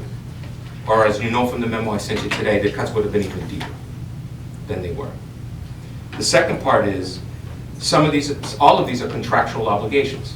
My teachers, my custodians, my paraprofessionals, my admin assistants, the administration, the bus company, the whatever, all of those contracts went up X%, anywhere from 2 to, in one case, 14% for out-of-district specialized schools. Went up 14%, $225,000 of the money we did receive went for that one line item, because private schools tuitions went up 14% for the first time in at least the time I've been a superintendent. Usually averages between 1.5 and 3. So that's part of this situation. So then we started to get creative. This creative part was, how can we keep certain things, but we're going to have to change the way that we did it. So that was part one. I can tell you, in the memo I received today, I know for a fact, just in the last 48 hours, a written commitment to retire from a position and a verbal commitment to retire from someone else. That's what happens during the summer months. This is where Dr. O'Neill and her team can think about what are the priorities. This happens every single summer that I've been here with any positions that have been in the drawing board. And we'll go back to the time that I cut through this committee's decision. I gave it to you. We cut the entire food services program. Everybody remember that? Yes. Okay, yes. Some of you probably working in the program. So we cut that in order to cut money, to get money at town meeting in order to subsidize the budget, because we no longer had to pay those employees. It was going through a private process. So we took healthcare money. That's what we did that year. Mr. Savas presented, it was $123,000 if I remember correctly. That year we also laid off 11 teachers, paras, and administrators. We brought back 7 during the summer months. So what I'm telling you is, yes, I have to by June 14th make awful decisions. This coming July, some of this stuff, if you will, that you're hearing about would be changing. But at this point, we said, how can we try to keep something without eliminating it? Because the things that were on the docket were full elimination, gone. We decided that that wasn't going to necessarily be, in terms of the programming, the way we were going to do business. The last part I think that's really important is, if the committee, through Dr. O'Neill, believed that at least chorus once or twice a week during the school day, with support after school, stipend money available for that, band twice a week during the school day, support after school for that, we can slowly potentially move that forward based on whatever the priorities are going to be of the school committee and the superintendent, which usually, like I said, happens during the summer months. We know there's going to be, and there always is, some type of change within the budget process. It happens every summer. I've had summers where all of a sudden we have $200,000 because people left. We had $90,000 positions that left and went to another district. We hired somebody at 60, just say 35 or 20, 25, 30. Somewhere in there. It's been a long day. So I feel pretty good that we're going to have some discussions in the next few weeks and then into the summer months, and I won't be here, but I know that Dr. O'Neill and I have worked on this type of stuff every summer that we've been here with the building principals on trying to make some changes. There'll be other difficult conversations. One of the difficult ones was the world language. The world language conversation is that in 7th grade, it's really the beginning of an intro type of course. Students are still taking one, either French 1 or Spanish 1 in 8th grade. We did not want to touch that because that's a feeder for the high school, okay?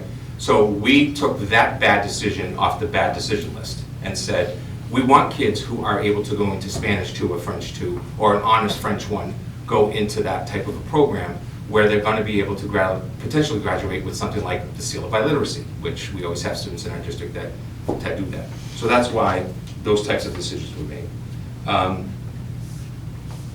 Long term. I happen to also be a father of a music parent. I have a music child in the school system. He's a school choice child. I'm very proud of being in the school choice family, for the record, and we'll continue to do that next year, along with some of my other colleagues. She's one of 3 juniors in the band right now. The program has been hurting for a long time. We need to think of music and expand it differently. During the school day is not feeding the high school. I'm not saying that just going after school will. I'm just saying that we need to think about this in the following light. Yes, let's try to find 5 days of chorus and 5 days of band at the middle school, but let's do it like we do with sports. Sorry to say the analogy. How many 8th graders do we end up going up to the high school to play JV so that we can have a team? Let's get our 8th graders involved with our high school more often in the music and chorus department. Let's compensate our teachers for that. There's stipend money in the contract. I'm sure Dr. O'Neill and the school committee can come up with how to fix that situation. Third part.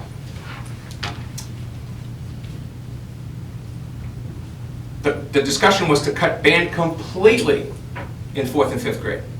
I'm a musician, played for 12 years. You don't start in 6th grade. You need to start at the elementary level. And in many districts, it's 3rd grade, not even 4th and 5th. So the question there becomes, there's always a lot of complaints about what kind of activities can we have at Yale. Let's push this. Let's push the idea that if you want to be instrumental, let's push school day, yes, where we can. You know that the school day is a little bit of an issue already, right? Because kids are being pulled from all over the place. There isn't a structured time of that. Maybe that's something that can be resolved by telling students, hey, you can go to general music or you go in a band. Those are the 2 options, and you have to find the $20,000 for a part-time person to come in and give you that, and do it after school. We have to start to treat it this way. The feeder system is not working. It's just not. There was a question today asked, and I believe it was one of my administrators, about how many students going to the high school are interested in band. We have a scheduling problem with Mr. Searcy, my guy. There he is, along with Dr. Dahlman in the back, who really work on a lot of the schedule through support of many others. Students get tracked into choosing certain classes and abandoning the music. We need to change that schedule going forward. Can't fix it today. But if you want a feeder system that allows for those, I would say 50 to 75 students, maybe even close to 100, who really are into the musical, the play, the band, the arts in general, we need to make some of those changes.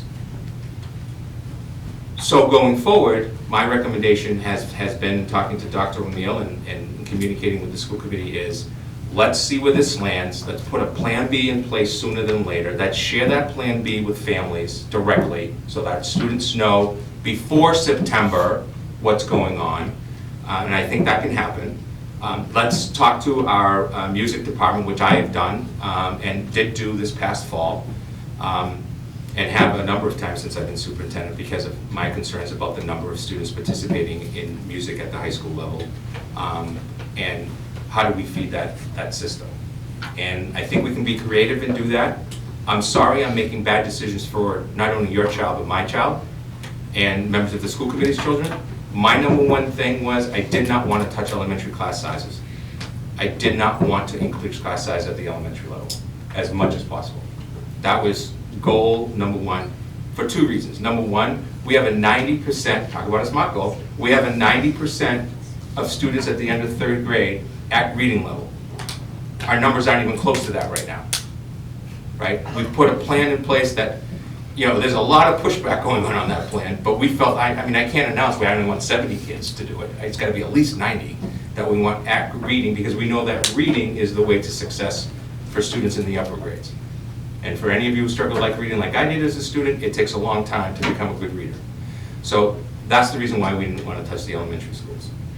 So yes, it's a bad budget. I'll leave you with, regardless of the word cut or the word addition or any of that stuff that Nick and I can disagree on, which is fine. The respect is there for the 2 of us. And the FinCom, this is not an attack on FinCom at all. I am not attacking FinCom, but I am saying that X dollars aren't there, and that's what's needed to run. I'll use the word that is taboo. The only other thing that I can say,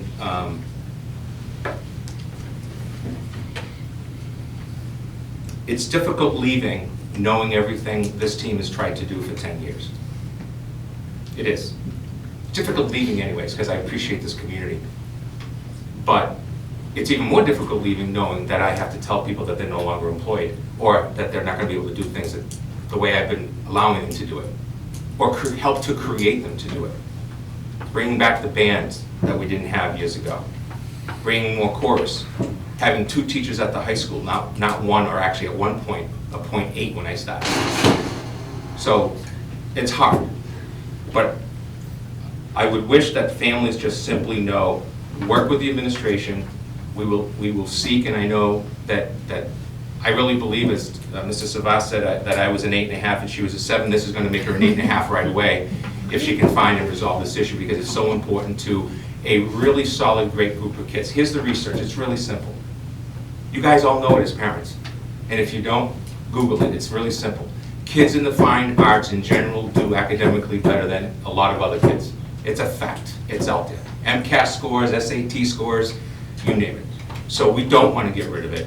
And I hope that we're able to fix this current problem that had to be resolved before the 14th of June, but I believe can be further fixed and look a little bit better. Mr. Hayward is here. Mr. Hayward and I have already had a conversation about the schedule and about the potential that sooner than later we could have some communication about how at least 1 day a week of this, at least 2 days a week of this, and then also implementing after school at minimum, and I think we can actually potentially make it even better. That's my piece. Thank you, and I'm sorry. So I think it's important too to remember that this is, like you said, Joe, a fluid situation, right? Like there's, you know, unfortunately parents found out some before we found out what was going on, right? So it's kind of a fluid situation. So I just think it's important, and I don't know, I might just be speaking for myself, I may be speaking for most of the school committee or all of them, but I just have to remind people that the 5 of us that sit here are all volunteers. We're your neighbors, right?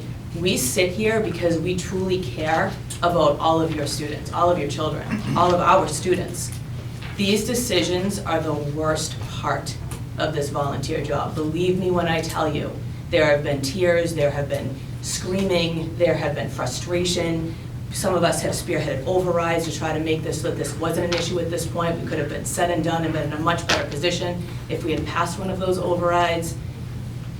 I just want to remind you guys that we truly do care. We hate having to do this. And with that said, and I'm not accusing anybody of anything, I'm just making a general statement. When we are on social media, please understand that some of the things that are said, A, are not accurate, but the attacks of us may affect some of us more than others, but they are hurtful. They are hurtful when we spend countless hours sitting at this table and other times meeting to try to make good decisions for all of our students. So please think about that when you guys are on Facebook and you see these attacks. It's not always the truth of what you see on social media. As we all know and as we are all trying to teach our children, social media is the demise of society in my opinion because of what's happening. I'm just asking you to please understand that this is very difficult for all of us as well. We understand that you want the best for your children. We certainly do too. And if there's things that we can move and adjust, then we are finding out, like Joe said about resignations, then that's what we're going to do. We understand. We've been there with our own kids. We've had to have votes to affect our own kids and what they were doing and raising fees and everything else. So I just want you to understand that we truly do care about your children. And I will use my tagline, please just be kind on social media, please, because it really does affect the people that sit up here that are forced to make these decisions, because as a community, Joe's tagline, we have not decided who we want to be as a community yet. At some point, we have to stand up and say we want better for our children, we want better for our community, and we have to, at some point, really address this with our taxes and funding our schools. That's my piece. Anybody else? You can attack me on social media where you want. Then attack him. Please don't attack me. And I'm sure, there's a lot of people here. I want to give people the opportunity to speak if you have something to say. And we also have Monday, so if you want to think about what you heard today or the letter that you got, Monday is it's on the agenda here. It's also it's not on the agenda, but if you have something to say because you can't be here Monday, of course, prioritize yourself. If not, you want to hold off and come with ideas and thoughts. I can tell you this, 1.6 less money, I'll use that language, than needed, at no fault of any individual. It can't be done with a cake sale. That's not going to work, right? It needs to be the beginning of you folks considering your own revolution about who you want to be. I think one thing I want to mention, I'm very rarely on social media to see what the comments are. I'm thick-skinned enough that if you want to attack me, it doesn't go to the heart. One of the things a friend of mine texted me about was the 70-30 alleged split between the town and the schools. quite frankly, we would love to have 70% of the budget. We've never had 70% of the budget. So that's one thing, it seemed to get a lot of traction, but, and the other part of this, I don't want to say self-servicing, but we as elected officials routinely go to town meetings. You know, this past year and in years past, usually the biggest article is the budget article. This year there was no discussion on the budget. 0 questions. 0 questions, 0 inklings, 0 motions, zero anything. And what's shocking to me as a citizen as well as an elected official is we've had some large discussions on other priorities in the town that, quite frankly, I was surprised that we were having a discussion on. Comes to mind one year we had a discussion, I believe it was on a billboard on the side of 495 that went on for an hour and 20 minutes. And the budget got 2 minutes because something needed to be clarified. So as citizens, that part I think we all can collectively do better. You know, our money funds the towns, the schools, potentially a billboard. But our town leaders, our FinCom, us as school committee members, at times it's not fun to be an elected official.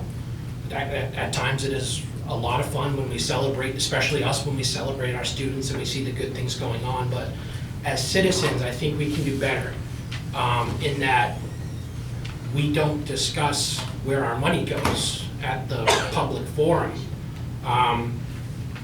I can say I've been married for just about 20 years. I have routine discussions with my wife where my money goes. Not so much with my children because they usually just take the money. But we don't think of the town as our own household, and I think we need to think about that to a point. So the next time a big budget comes up and you know, we're at the town meeting, I think we had 120 people discuss, or not discuss, decide what the town looks like for the next year. That was, I don't want to say it's a shame because I know people are busy and so on and so forth, but I kind of want to know where my money goes, and I think as citizens we should at some point need to figure out where our money goes and the best use of our money as taxpaying citizens. Does anybody have anything in the crowd that you have questions, or Bobby? Bobby, if you don't mind the podium.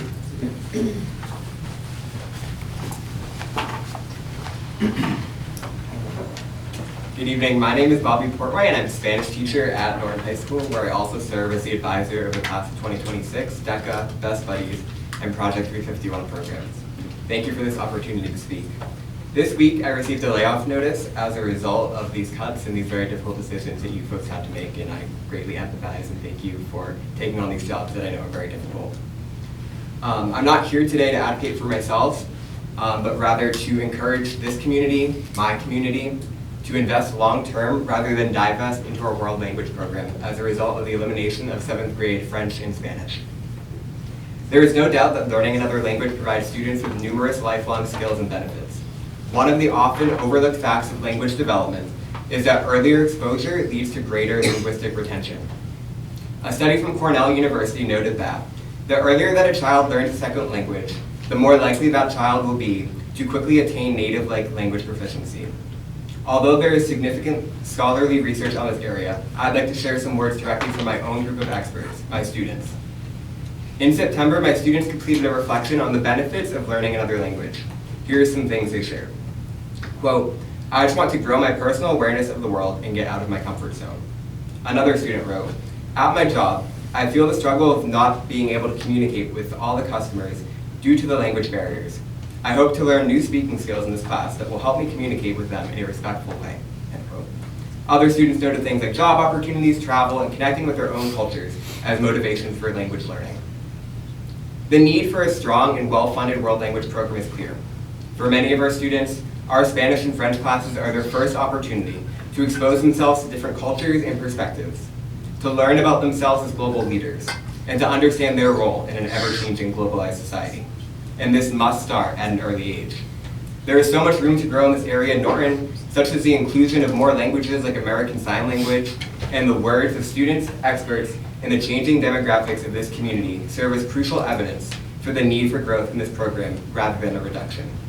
If we are truly a district that stays true to our portrait of graduate values and standards, we must further commit ourselves to our own values of social, cross-cultural, and critical thinking skills through the funding of our world language programs.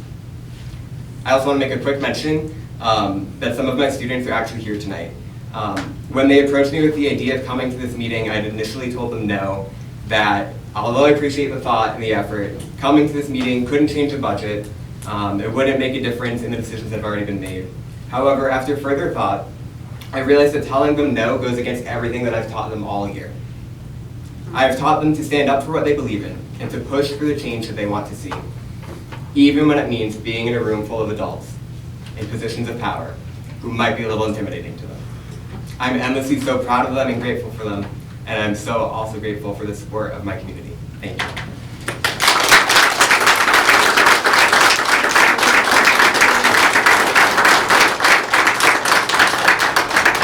I just want to say before you guys can go up, but I just want to say, so Bobby, thank you for your words. I mean, this is one of these situations where sitting here hurts, right? It hurts. Because you are not only a great kid, you are a student of ours, you sat over there as one of our student reps. You are phenomenal at our high school, phenomenal. We've heard from your colleagues, we've heard from your students, we've heard from families about the difference that you have made in our students' lives in such a short period of time. So this one hurts, and I just want you to know that. You know, I don't know, I really have nothing more. Thank you for all that you did for our students. I hope that something, somehow, some way can be changed. As a community, we have to do better. I'm almost begging at this point to do better, because this is the reality. This is what we have to deal with. That's the reality. Thank you, Bobby. Hello, my name is Benson Cheng, and I'm a freshman at Norton High School and president of the class of 2026. And I'm Madison Duperin, and I am the vice president of 2026 and a freshman. And we kind of came to give the insight from the students' perspective, the layoffs and so on our personal teachers. We are two of Mr. Portway's students and active student leaders who work closely with Mr. Portway. Mr. Portway has been recently laid off as a result of the recent budget cuts. We speak to you tonight as representatives of the Norton High School student body. Although we understand the budget limitations and the need for cuts, we come to speak to you tonight to share with the committee how much of an impact and loss this decision will have on the community and student body of Norton High School. Dr. O'Neill was kind enough to have a one-on-one meeting with me last Thursday. One thing that we talked about was the lengthy surveys high school students receive throughout the school year. Dr. O'Neill and I discussed how she sought to potentially condense those surveys into 2 questions. The first question being, do you feel a sense of belonging in your community? And the second being, is there an adult in your school building that you trust? For a large number of students at Norton High School, the reason why they can answer yes to those 2 questions is because of Mr. Portway. Mr. Portway serves and leads as the advisor of our class, the class of 2026, Best Buddies, DECA, and Norton's Project 351 team. Just this year, Mr. Portway has led the rebuilding of our Best Buddies chapter. Mr. Portway led Norton High School DECA to the International Career Development Conference in Orlando, Florida. Mr. Portway led the student volunteers at the 2023 Norton Day Games. Mr. Portway helped lead the clothing and food drives in the spring and fall in support of Cradles to Crayons and the Norton Cupboard of Kindness at the high school.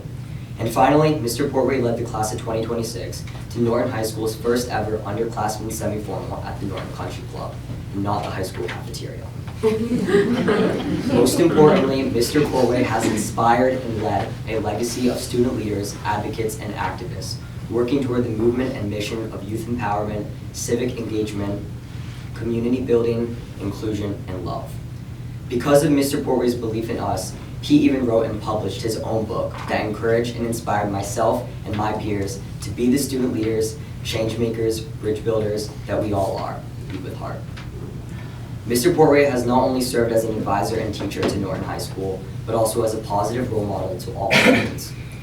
Mr. Portway has been by our class and the students of Norton High School throughout the entirety of our first normal year of school, after 3 years of COVID. Mr. Portway has been by us every single step of the way.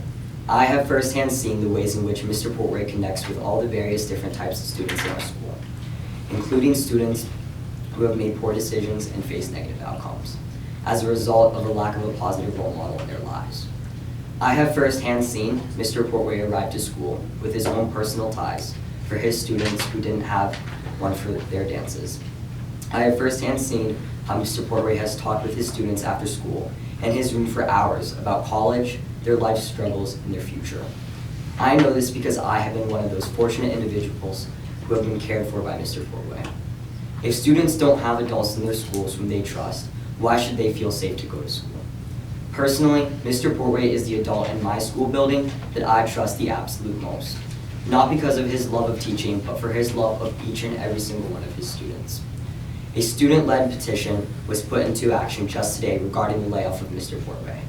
This is the amount of signatures we have gotten just today, and we expect many more. Speaking on behalf of the student body of Norton High School, we want our voices to be heard and our opinions to be taken into account before decisions such as these are made, preventing Maddie and myself from being here right now. The truth is, Mr. Portway is more than just a teacher to Norton High School. He is a leader, beloved community member, and friend. He is our role model, mentor, someone we're comfortable talking to, whether it be academics or personal lives, and he is one to encourage ourselves and our peers in all of our endeavors, and to be there for all of us in every stage of our lives. It will be extremely difficult to find someone who can fill the roles and wear the hats that Mr. Portway has worn. Norton High School would not be the place it is today without Mr. Portway, and all the student, faculty, and parents of Norton High School can attest this fact. And Maddie and I implore you to follow Mr. Portway's lead and be the change makers that the students of Norton High School and all of Norton Public Schools need you to be. We thank you for your time and hope that you can come together to find a positive resolution to this extremely disappointing situation.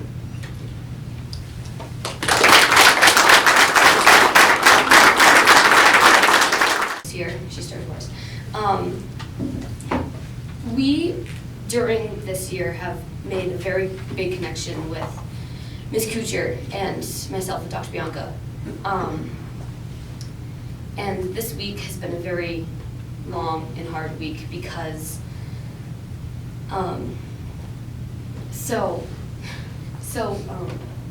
there's been a lot of tears because there's no more course misconception, which has been amazing because she's like literally like a second mother. You can agree on Monday there was and then on Tuesday I found out that band was most likely not going to be happening next year, which yeah. And as you said that you really wanted to keep the elementary band because that's when it starts and that's when you have to start at that age. But my thing is that if you have that and then it kind of reduces, because you said you want to try to do it as much as you can, but if it kind of is an after school thing and stuff like that, not that many kids are able to do that because of... They have like, people have like family members at home that they have to take care of. I have younger siblings that I have to to take care of. I do a lot of after school activities, things and stuff. And if you have to do it after school and stuff like that, it reduces it. And when it reduces it, there's really no point in having it in an elementary if it's just gonna reduce that because yes, there's stuff at the high school and stuff like that, but as Dr. Bianca said when he was telling us about bands, that try your best not to not want to do it anymore because he knew that we were going to start other commitments and start other things that we want to do and that we would kind of not really want band anymore. And that was also a really tough thing to hear because I love doing bands, not just because of playing the instrument, but because of honestly the family that you make with that. And it's just so great to be able to share that love of band and all that with all the people that you love. So it's like, you can do like private lessons, stuff like that, but like, if you're not really doing it with other people, it's not that fun, and you don't really wanna, yeah. Miss Kuchar is an amazing person. Like, I love going to chorus because I can always like talk to her and feel open about like problems in school, and like it's just so amazing to me. We had like a lot of signatures from people. We also made a petition. There's like 100 people on it. Yeah, we got a A lot. little more than 100 people. And very welcoming, like whenever, all we have to do is, can you sign this to say I've been in course, and they're like, yes, definitely, like there was no like talking anyone into it, it was just, yes, I will sign this, because there's so many people that understand that like, this is a really big thing, and it's like, it can't just be, yeah, so, and like as she said, Miss Kuchar is, because, like she's so awesome, because like, you can have a really bad day, and then see her, and then just have chorus with her, and then It just makes you feel it just makes you feel so much better. Like I said with band, you wouldn't really want to do voice lessons without other people, because then this, again, creates a family, and yeah, so. I also heard that if you do it after school, it might cost money. I don't know if that's correct or not. But like, then again, like some students wouldn't be able to, like, maybe afford it. I don't know,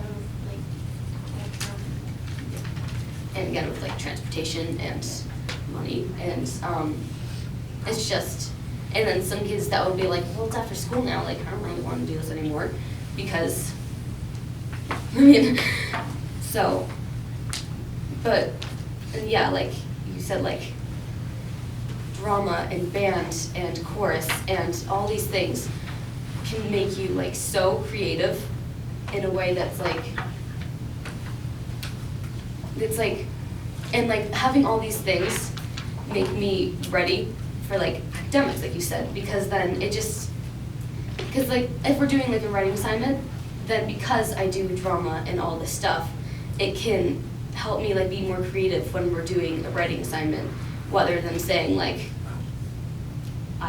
yeah. So. Thank you so much. Yeah. Thanks, guys.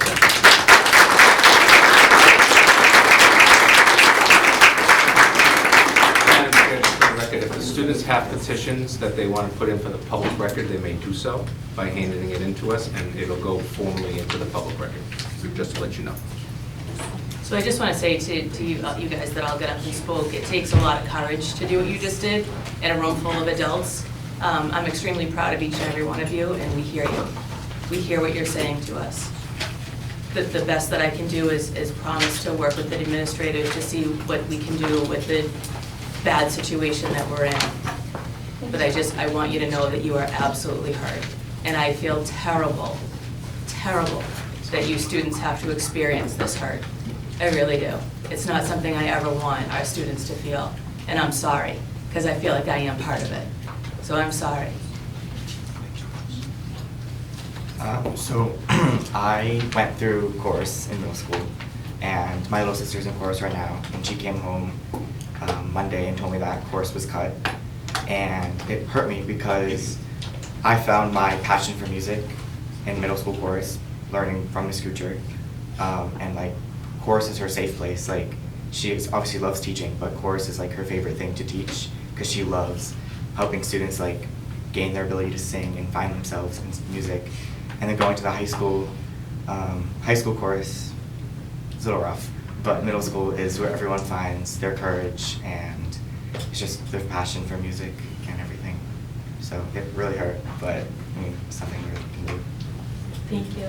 I'm sorry.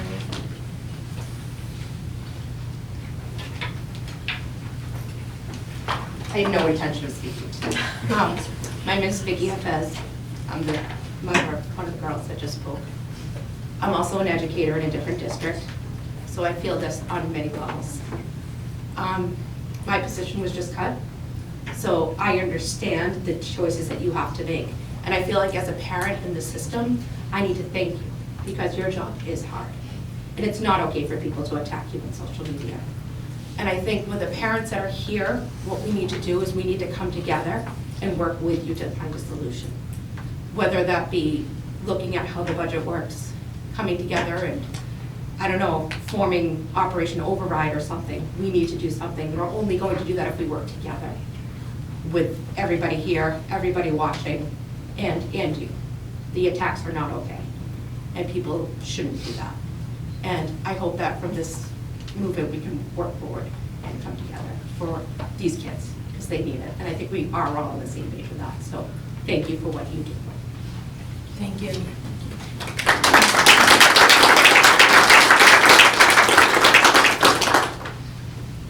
Anybody else? We get to do this all again on Monday night. I just want to, to the record, budgets are difficult, as I said earlier.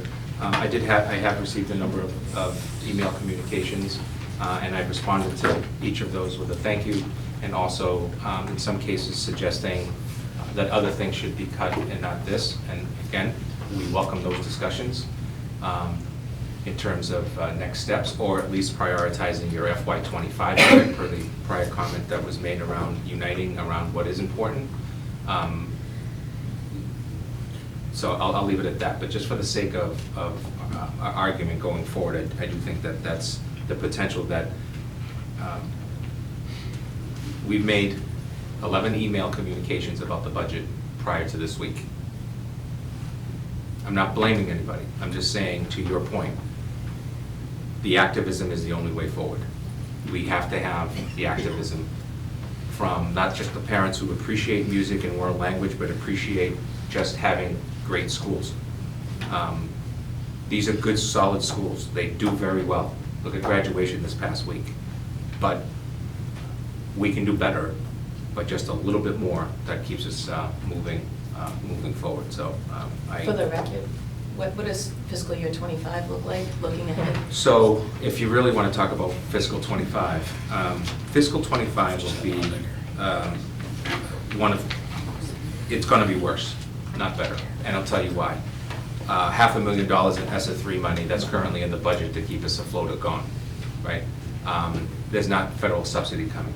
The SOA money, the community I'm going to is getting millions. Your community, as Nick and I talk about all the time at meetings, is getting somewhere between $62,000 and $120,000 once the budget actual process is done. It was a great motion by a member of the FinCom to get FinCom to agree to move stabilization money until the fall, where we know that's going to be an excess of free cash.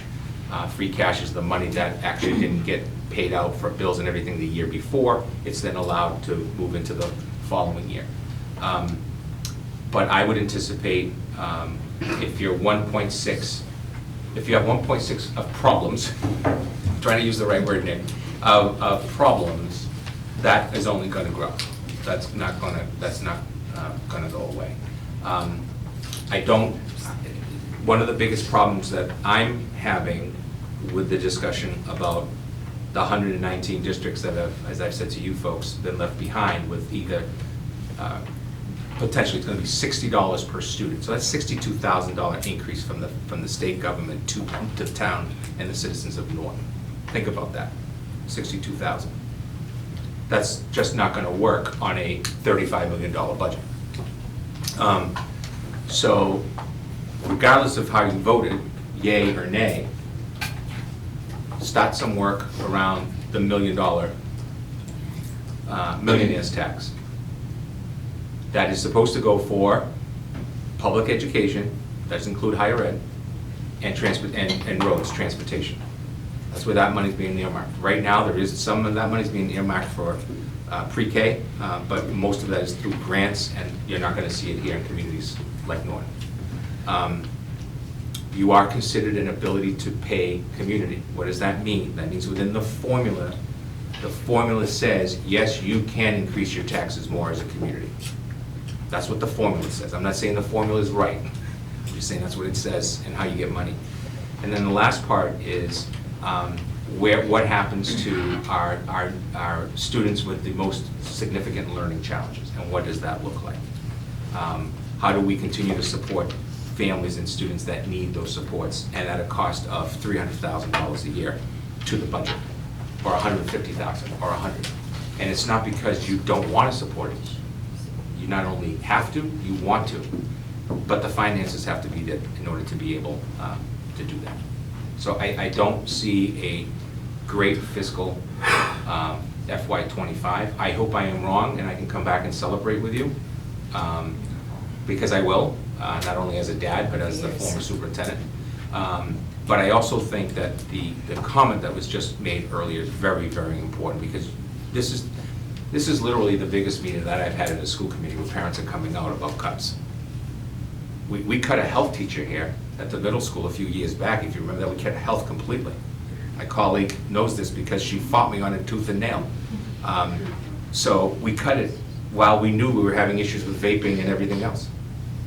We cut 2 math teachers in this building a few years back because of budget cuts and getting rid of the double math. Even though our MCAS scores still weren't showing what they needed to be. We had to make those 2 awful decisions. Never seen a room packed like today, and hopefully even more, that really starts to show a sign of involvement, participation. You have, and I can say this legally, you have an open town meeting. You have to be a registered citizen, show up and vote. I have a representative town meeting. I gotta talk 168 people to think that this is the right thing to do. Totally different process. Attend. And I think you have the makings of something that could be really good, while we are going to continue to address some of the issues that we talked about earlier tonight. Anything else? Yes. I'm going to reserve most of what I'm going to say, I think, until Monday. But I want to say something, and if I'm out of line in saying anything, please let me know. She has the gavel, so I'm not saying anything. Well, but this may be more to you guys than Sure. than to her. So, there's some impassioned pleas not to let people go, et cetera. And those of you who know me, I'm a very honest, very frank and truthful speaker. So I say this, and I mean it as it is. The cuts are not personal cuts. In fact, if I'm not mistaken, Bobby, who we've known for a long time, and we had some kids get up here and talk about how great a guy he is.